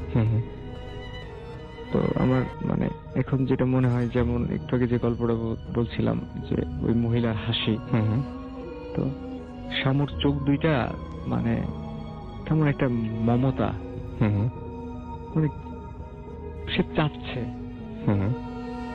তো চোখ দুটো আমার খুব মনে পড়ে। তো আমি তখন বললাম যে আচ্ছা ঠিক আছে দিব, যা, ঠিক আছে দিব বলে আমি বাড়ি চলে গেলাম। তারপরের দিন বিকেল বেলা বন্ধুদের সাথে আড্ডা দিচ্ছি, আমার বন্ধু রাজু, তাজ, এরা সবসময় আড্ডা দিই একসাথে, বসে আড্ডা দিচ্ছি। আড্ডা দেওয়ার সময় বলছি যে আবদারটার কথা বললাম সামুর, যে সামুর সাথে এরকম দেখা, 2-3 টাকা দিলাম, এখন আবার ওর নাকি ঠান্ডা লাগছে, সাদা চাদর নেবে। এই কথা বলা মাত্র ওরা হাসতে লাগছে। তো মানে আমি কিছু বুঝে উঠতে পারছি না, প্রচন্ড হাসছে তারা, কি ব্যাপার, তারা হাসছিস কেন? তো ওরা ফাজলামি করতে শুরু করলো আবার, যে কি করেছে তোর কাছে? আমি বললাম যে চাদর। কত টাকা দিয়েছিস তুই? আমি কত টাকা দিয়েছিলাম মনে নেই আমার, বললাম যে হ্যাঁ দিয়েছি, এটা সেটা। ওরা আরো হাসছে। তো আমি যখন সিরিয়াস হলাম যে কি ব্যাপার, মানে ঘটনাটা কি বল, তখন বলছি যে সামন্ত প্রায় 7-8 মাস আগে মারা গেছে। তো মানে এই কথা শুনে মানে আমিও বুঝতে পারছি না যে মানে ওরা কি আমার সাথে তাহলে কি ফাজলামি করছে নাকি। সেটাই, কারণ আপনার সাথে সামুর তার আগে কয়দিন দেখা হয়েছে? মোট আমার মোট 3বার দেখা হয়েছে, এবং 2বার টাকা চেয়েছে, 1বার চাদর চেয়েছে। মাঝখানে শুধু 2 দিন দেখা হয় নাই তার সাথে আমার, মানে 4-5 দিন। প্রত্যেকবার কি গোরস্থানের সামনে দেখা হয়েছিল? প্রত্যেকবার গোরস্থানের সামনে, এবং লাস্টে একবার যে কাছে। কিন্তু আমি তাকে গোরস্থান থেকে আসতে দেখিনি। আচ্ছা, মানে তার আশাটা হয়েছে হঠাৎ, সে কোথা থেকে কোন দিক থেকে আসছে এটা আমার মনে হয়নি। আর মনে হয়নি এই কারণে যে একটা পাগল মানে আসতেই পারে, আমার কাছে সেটা মনে হয়েছে। তো ওরা যখন বললো যে মানে সামু মারা গেছে, তখন আমি আমার ঘটনাটা মেলাতে পারলাম না, তখন আমি মানে কাউকে বিশ্বাস করাতে পারলাম না যে বিষয়টা আসলে আমার সাথে এই ঘটেছে। তো আমি তাদেরকে সব ঘটনা খুলে বললাম। ওদের মধ্যে হয়তো কেউ বিশ্বাস করলো, কেউ করে নাই। কিন্তু এখন পর্যন্ত আমি যখন মানে যাই বাড়িতে, তো অনেকেই নাকি, আমি নিজেও শুনেছি, আমাদের এক কাকা আমাদের পাড়ার, উনিও বলেছেন আমাকে যে সামুকে নাকি মানে ওকে দাফন করা হয়েছে আমাদের কবরস্থান, মানে রহনপুর কবরস্থানে, খড়মোর কবরস্থানে। তো দেখা যায় নাকি যে সামু ওই কবরের উপরে বসে জিকির করছে। আচ্ছা, তো এই ঘটনাটা মানে আমিও চাই যে এটা কেউ যদি ভুল প্রমাণ করে দিতে পারতো আমাকে, যে না তুমি ভুল দেখেছো, বা তোমার এই জিনিসগুলো ঘটেনি আসলে, হ্যাঁ, যে আসলে আপনি অনেক খুশি হতেন। আমিও অনেক খুশি হতাম যে আমার ভয় লেগেছে বা আমি খুব ভয় পেয়েছি বা আমার খুব খারাপ লেগেছে তা না, আমার ভালো লেগেছে যে একটা মানুষ দেখা দিয়েছে আমার কাছে কিছু চেয়েছে, আমার সেটা মানে ভিতরে ভালো লেগেছে। কিন্তু যখন মানুষ বলে যে না এসব কিছু না, এটা তুমি ভুল দেখেছো, এখন দেখেছি তো আমি, বুঝবেন আপনি, মানে একদম আপনি কি করে বুঝবেন যে আমি ভুল দেখেছি না ঠিক দেখেছি? দেখেছি তো আমি, এবং আমি দেখেছি, আমি সামুকেই দেখেছি এবং সে এসেছে। এবং আমিও চাই যদি কেউ এটা প্রমাণ করে দিতে পারে যে না আসলে তুমি দেখোনি, কারণ আমার কাছে তো এখন এটা রহস্য হয়ে আছে যে কেন আপনি একদমই বিলিভ করতেন না ব্যাপারগুলো, যে এরকম হতে পারে বা এর ধরনের কিছু। সুতরাং এমন না যে মানে একটা জিনিস পরপর 3 বার ঘটেছে আপনার কাছে, হ্যাঁ, এবং আপনি জানতেন না যে এই লোকটা জীবিত না মৃত। হ্যাঁ, আমি জানতাম না, কারণ হচ্ছে যে একটা পাগল বেঁচে আছে না মারা গেছে এটা একটা বন্ধুদের আড্ডার ভিতরে এটা একটা কোনো ইম্পর্টেন্ট বিষয় না। তো যখন আমি শুনলাম যে প্রায় 7-8 মাস আগে শামু মারা গেছে, তখন মানে আমি ঠান্ডার হয়ে গেছেন যে এটা কিভাবে সম্ভব হলো। আমি কি বলবো, মানে বোঝাতে পারছি না যে এটা কি করে সম্ভব। যদি আসলে প্রত্যেকের জীবনে এরকম একটা করে ঘটনা ঘটতো তাহলে হয়তো বোঝানো যেত যে না ভাই যা দেখেছি মানে এটা বলে বোঝানো যাবে না। 2013 সালের ফেব্রুয়ারি মাসের একটা ঘটনা আমরা আপনাদের একটু শোনাতে চাই, এবং এই ঘটনাটি আরিফিন ভাই এসে শুনিয়েছিলেন। চলুন শুনে আসি ঘটনাটি। থ্যাংক ইউ রাসেল ভাই।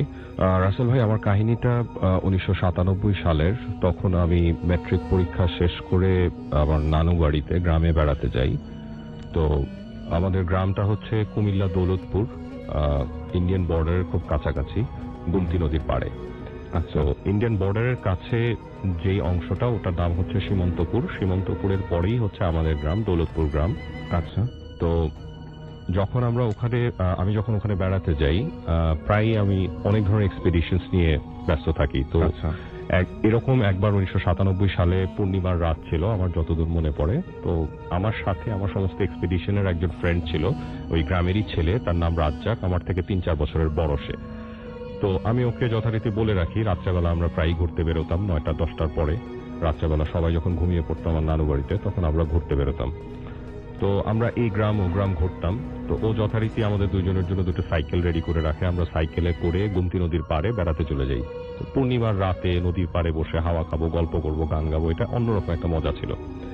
তো যথারীতি আমরা চলে যাই 9টা-10টার দিকে গুমতি নদীর পাড়ে গিয়ে ওখানে গল্প করছিলাম। তো রাজ্জাক ওই গ্রামেরই ছেলে ছিল, সে ওখানে বর্ডারে স্মাগলিং এর সাথে কিছু তার জড়িত থাকার কিছু ব্যাপার স্যাপার ছিল। তো সে আমাকে বলেছিল যে ভাইয়া আমাকে আধা ঘন্টার জন্য আপনি একটু ছেড়ে দিবেন, আমার কিছু কাজ আছে, আমি 2টো লোকের সাথে দেখা করব। তো এটা বলে ও ওখান থেকে চলে যায়। এরপর আমি নদীর পাড়ে বসে চুপচাপ, মানে ফাল্গুন মাস ছিল আমার যতদূর মনে পড়ে, হাওয়া খাচ্ছিলাম, পূর্ণিমার রাত ছিল, অদ্ভুত একটা ফিলিং ছিল। তো আমার মনে হয় তন্দ্রা মতো লেগে আসে। তখন হঠাৎ আমি নৌকার বৈঠার আওয়াজ শুনে আমার তন্দ্রাটা ভেঙে যায়। তো আমি যেটা হয়েছিল যে আমি রাজ্জাক যখন চলে যাচ্ছিল, আমি রাজ্জাককে বলেছিলাম যে রাজ্জাক আমার খুব নদীতে নৌকা ভ্রমণ করতে ইচ্ছা করছে, মানে নৌকা চড়তে ইচ্ছা করছে, কোনোভাবে যদি কোনো জেলে বা মাঝি যদি দেখো কোনো ব্যবস্থা করা যায় কিনা। তো ও বললো যে ভাইয়া এই রাত্রেবেলা রাত 10টা বাজে, এখন গভীর রাত গ্রামে, এখন আপনি কোনো মাঝি টাঝি এক্সপেক্ট করেন না। তো আমরা যেখানে বসেছিলাম তার কিছু দূর সামনেই হচ্ছে একটা নদীর ঘাট আছে। তো ওই ঘাটের কাছে কিছু নৌকা বাঁধা থাকতো সবসময়, জেলেপল্লীর নৌকা। আর সীমন্তপুরে ওখানে আপনার একটা জেলেপল্লী আছে, ওই জেলেপল্লীতে 150-200 জেলে পরিবার থাকে। তারা সব ম্যাক্সিমাম হচ্ছে সনাতন ধর্মাবলম্বী। আর ওই জায়গার একটা ছোট্ট একটা বর্ণনা আমি একটু বলি, সেটা হচ্ছে নদীর ওই পাড়টা, গোমতী নদীর ওই পাড়টা নোম্যান্স ল্যান্ড, ইন্ডিয়া বা বাংলাদেশের কারো সীমান্তে নেই, কিন্তু ওই নোম্যান্স ল্যান্ডের মধ্যে ওটা হচ্ছে লো ল্যান্ড, ধানি জমি। ওখানে ধানি জমির কিছুটা দূরে ওখানে একটা কালী মন্দির আছে এবং একটা শ্মশান ঘাট আছে ছোট। ওই সনাতন ধর্মাবলম্বী যারা এই পারে থাকতো তারাই ওটা ইউজ করত। এবং কথিত আছে, গ্রামের মানুষ বলে যে আজ থেকে আপনার 40 বা 60 বছর আগেও ওখানে নরবলি প্রথা ছিল ব্রিটিশ আমলে। এবং এটা আমি বলছি 97 থেকে 40 বা 60 বছর আগে। এবং 20 বছর আগে পর্যন্ত ওখানে আপনার পাঠা বলি দেওয়া হতো ওই কালী মন্দিরে, এবং সনাতন ধর্মাবলম্বীরা তারা প্র্যাকটিস করতেন, তাদের ধর্ম প্র্যাকটিস করতেন। তো এরপর থেকে বিভিন্ন ঘটনা এবং এরকম কিছু ইনফ্লুয়েন্সিয়াল কিছু ঘটনার কারণে ওই কালী মন্দিরটা পরিত্যক্ত হয়ে যায়। এবং আমরা ওই গ্রামে যতদূর জানতাম যে ওই মন্দিরটা বিভিন্ন বাজে কাজে ব্যবহার করা হয়, স্মাগলাররা ইউজ করে, তারা তাদের স্টোর হিসেবে ওটাকে ইউজ করে। তো ওইদিকে কেউ যেতে চেত না, রাতের বেলা অনেক খুন খারাপিও হয়। তো এই ঘটনাগুলো আমার তখন জানা ছিল। তো আমি নদীর পাড়ে বসে যখন এরকম ঝিমুচ্ছিলাম, রাজ্জাক চলে গিয়েছিল, ঠিক ওই মুহূর্তে আমার তন্দ্রাটা ভেঙে যায়। আমি বৈঠার আওয়াজ শুনতে পাই, নৌকার মধ্যে একজন নৌকা বেয়ে আমার দিকে আসছে। তো হঠাৎ আমার মনে হয় যে রাজ্জাক হয়তো যেতে যেতে যেতে যেতে ঘাটের কাছে গিয়ে কোনো মাঝি বা কাউকে দেখেছে, তাকে বলেছে, সামনে আমার কথা বলেছে, বলে আমার দিকে পাঠিয়ে দিয়েছে।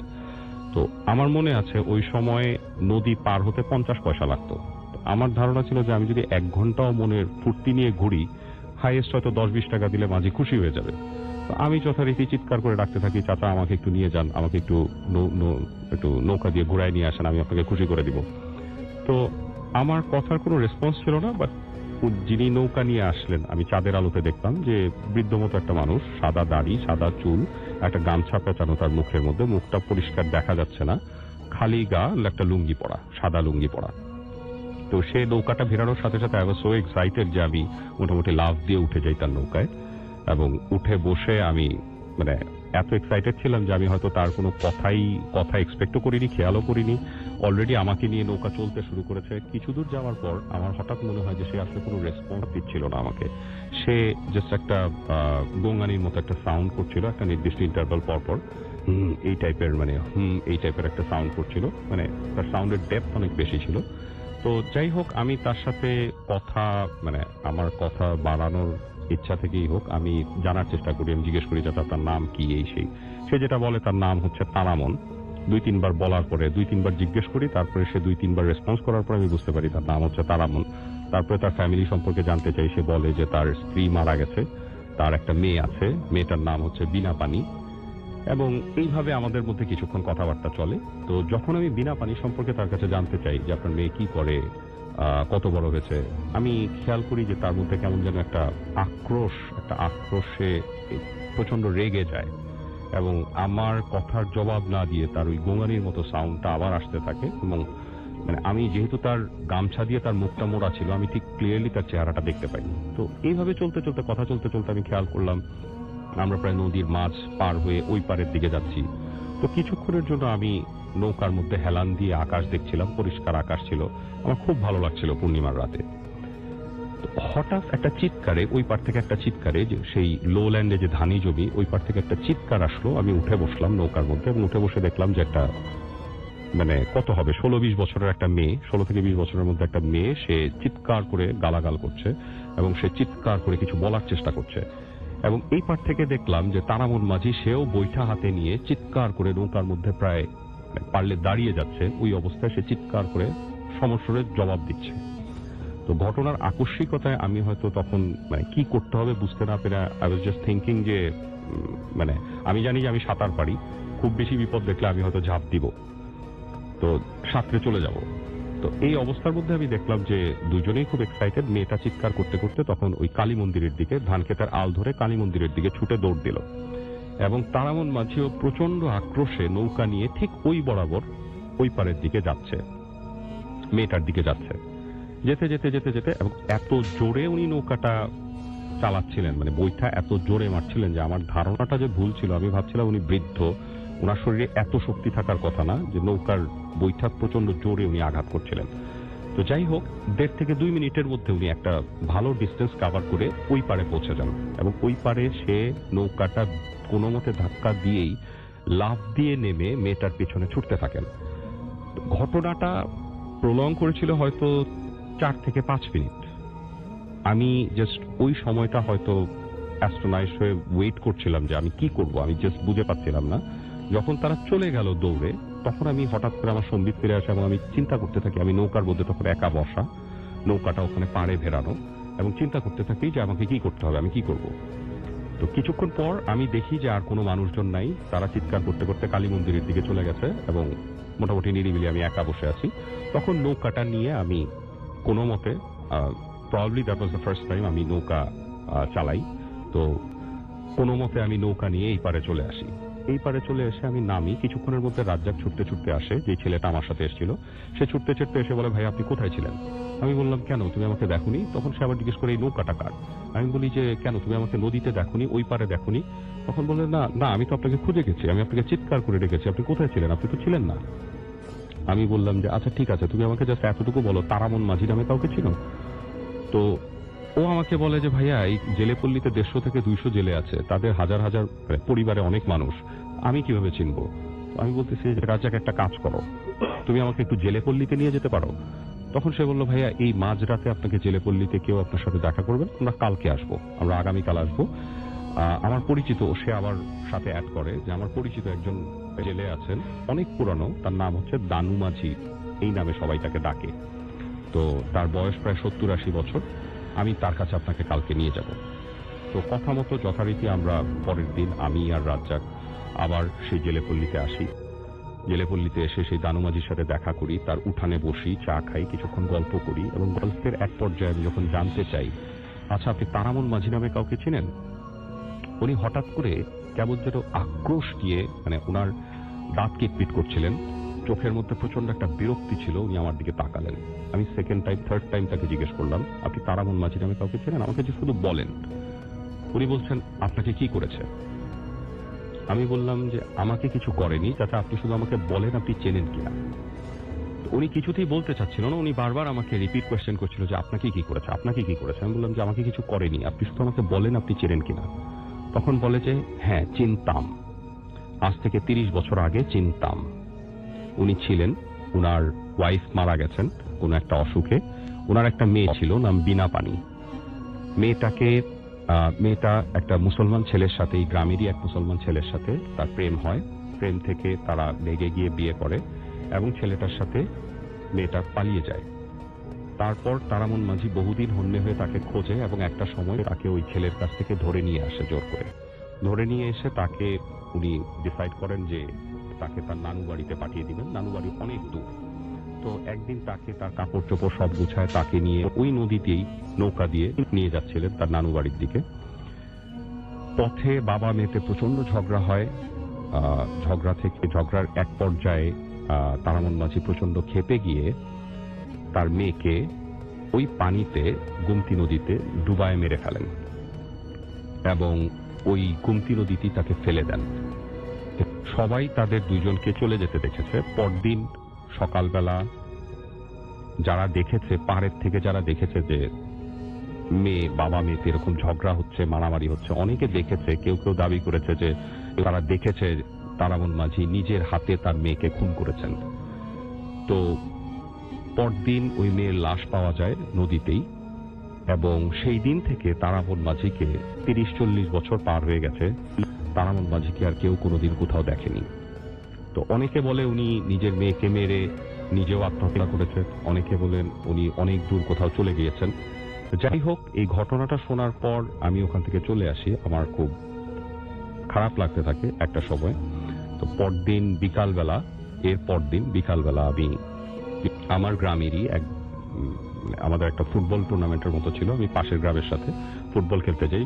বৃষ্টি হচ্ছিল, বৃষ্টি হওয়ার পর তারপর আমরা ফুটবল খেলে আমরা পুকুরে ঝাঁপ দিতাম। তো এটা আমাদের একটা মজা ছিল। তো আমি রাজ্জাককে বলি, রাজ্জাক চল আমরা বড় পুকুরে গিয়ে ঝাঁপ দিব। তো রাজ্জাক বলে, ভাইয়া আমার জ্বর আসবে, আপনি ঝাঁপ দেন। তো আমি একাই যাই, আমি বড় পুকুরে গিয়ে ঝাঁপ দিই। আমি কিনারে দাঁড়াই, আমার যতটুকু মনে আছে বুক পানি ছিল, আমি গোসল করতে থাকি। গোসল করে আমি জাস্ট পানিতে ডুব দিলাম।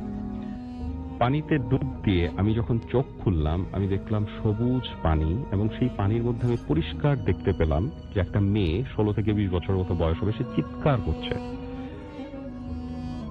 আমি তার বিভৎস চেহারাটা দেখলাম, সে প্রচন্ড জোরে চিৎকার করছে, তাকে কেউ জোর করে পানির নিচে ডুবিয়ে মেরে ফেলছে এবং আমি এটা হজম করতে পারছিলাম না।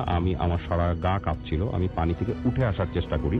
যখন আমি উঠে আসতে চাচ্ছিলাম, আমি দেখলাম আমার মাথার উপর পানি শেষ হচ্ছে না। আমি সাঁতার কাটছি অনেক দূর পর্যন্ত এবং একটা পর্যায়ে আমি দুর্বল হয়ে পড়ি। ঘটনাটা 3-4 মিনিট ধরে ঘটতে থাকে হয়তোবা, বাট আমার কাছে মনে হচ্ছিল যে আমি বহু সময় ধরে সাঁতার কাটছি পানির উপরে আসার জন্য। আমি চেষ্টা করতে থাকি উপরে ওঠার। একটা পর্যায়ে আমার হাত পা কাঁপতে থাকে এবং আমি মনে মনে আয়াতুল কুরসি মনে করতে থাকি। আমার ধারণা ছিল না, আমার ধারণা হচ্ছিল যে আমি হয়তো ওখানেই শেষ হয়ে যাব। দেন অনেকক্ষণ সাঁতার কাটার পরে আমার কাছে মনে হলো যে আমি জাস্ট নিঃশ্বাস নিতে পারছি। আমি হঠাৎ আকাশ দেখলাম, আমার মুখটা ভেসে উঠলো, আকাশ দেখলাম এবং আমি অবাক হয়ে যখন দেখলাম, আমি খেয়াল করে দেখলাম যে আমি ঠিক পুকুরের মাঝখানটা অনেক গভীর ছিল, আমি আগে থেকেই জানতাম এবং কোনো অবস্থাতেই আমি পুকুরের মাঝখানে সাঁতার কেটে আসিনি। তো রাসেল ভাই, আমার ঘটনাটা এখানেই শেষ হয়। আমি এখনো যখন এই ঘটনাটা মনে করি আমার গা শিউরে ওঠে। ওকে, আপনাকে অনেক অনেক অনেক অনেক ধন্যবাদ এমন একটা চমৎকার ঘটনার জন্য। ডিয়ার লিসেনার, প্রতিনিয়ত এই ধরনের বাছাই করা ভয়ানক ঘটনা শুনতে চ্যানেলটি অবশ্যই সাবস্ক্রাইব করে নেবেন। যারা অলরেডি চ্যানেলটি সাবস্ক্রাইব করেছেন তাদেরকে জানাই অসংখ্য ধন্যবাদ। আপনারা চাইলে এই চ্যানেলে ঘুরে আসতে পারেন। এই চ্যানেলে অসংখ্য এপিসোড পাবলিশ করা আছে যা শুধুমাত্র বাছাইকৃত ভয়ানক ঘটনা। তবে আজকের এই বিষয়টি আপনাদের মাঝে কেমন লেগেছে অবশ্যই মূল্যবান মতামতটি কমেন্ট সেকশনে জানিয়ে দেবেন। সকলে ভালো থাকবেন, সুস্থ থাকবেন। আল্লাহ হাফেজ।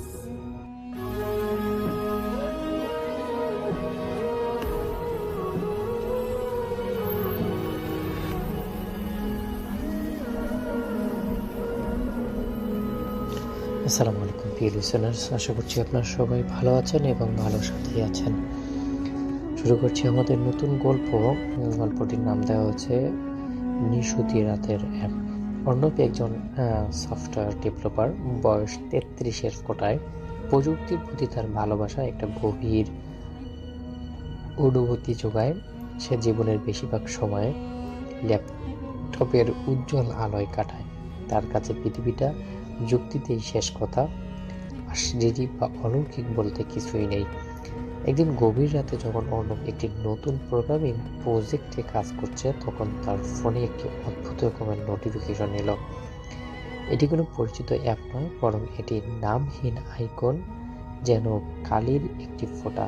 অ্যাপটির নাম ছিল নিশুতি ডাক। অর্ণব কৌতূহলী হয়ে অ্যাপটি ডাউনলোড করলো। সে দেখলো এটি একটি সাধারণ মেসেজিং ইন্টারফেস, কিন্তু সে কোনো কন্টাক্ট সিলেক্ট নেই, শুধু একটি চ্যাট উইন্ডো খোলা। নিষ্ক্রিয়ভাবে একটি মেসেজ ভেসে উঠল, তুমি কি একা? ভয় পাচ্ছ না তো? অর্ণব মজা পেল।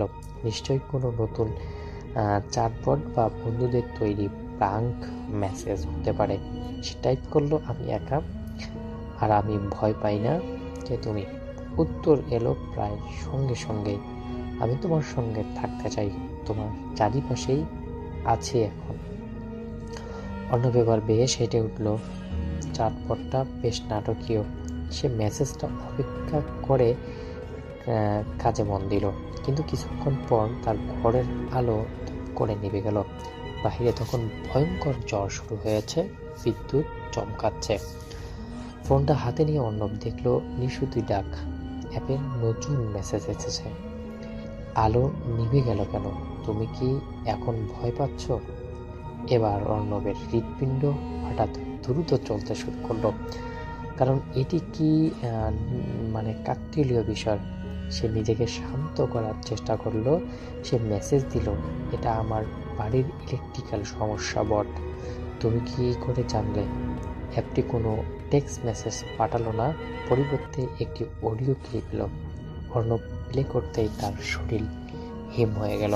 ক্লিপটিতে কোনো কথা ছিল না, ছিল কেবল তার অ্যাপার্টমেন্টের মধ্যে তার নিজেরই নিঃশ্বাসের শব্দ, যা সে এখন শুনতে পাচ্ছে, এবং তার সাথে একটি তীক্ষ্ণ স্যাঁতস্যাঁতে হাসি।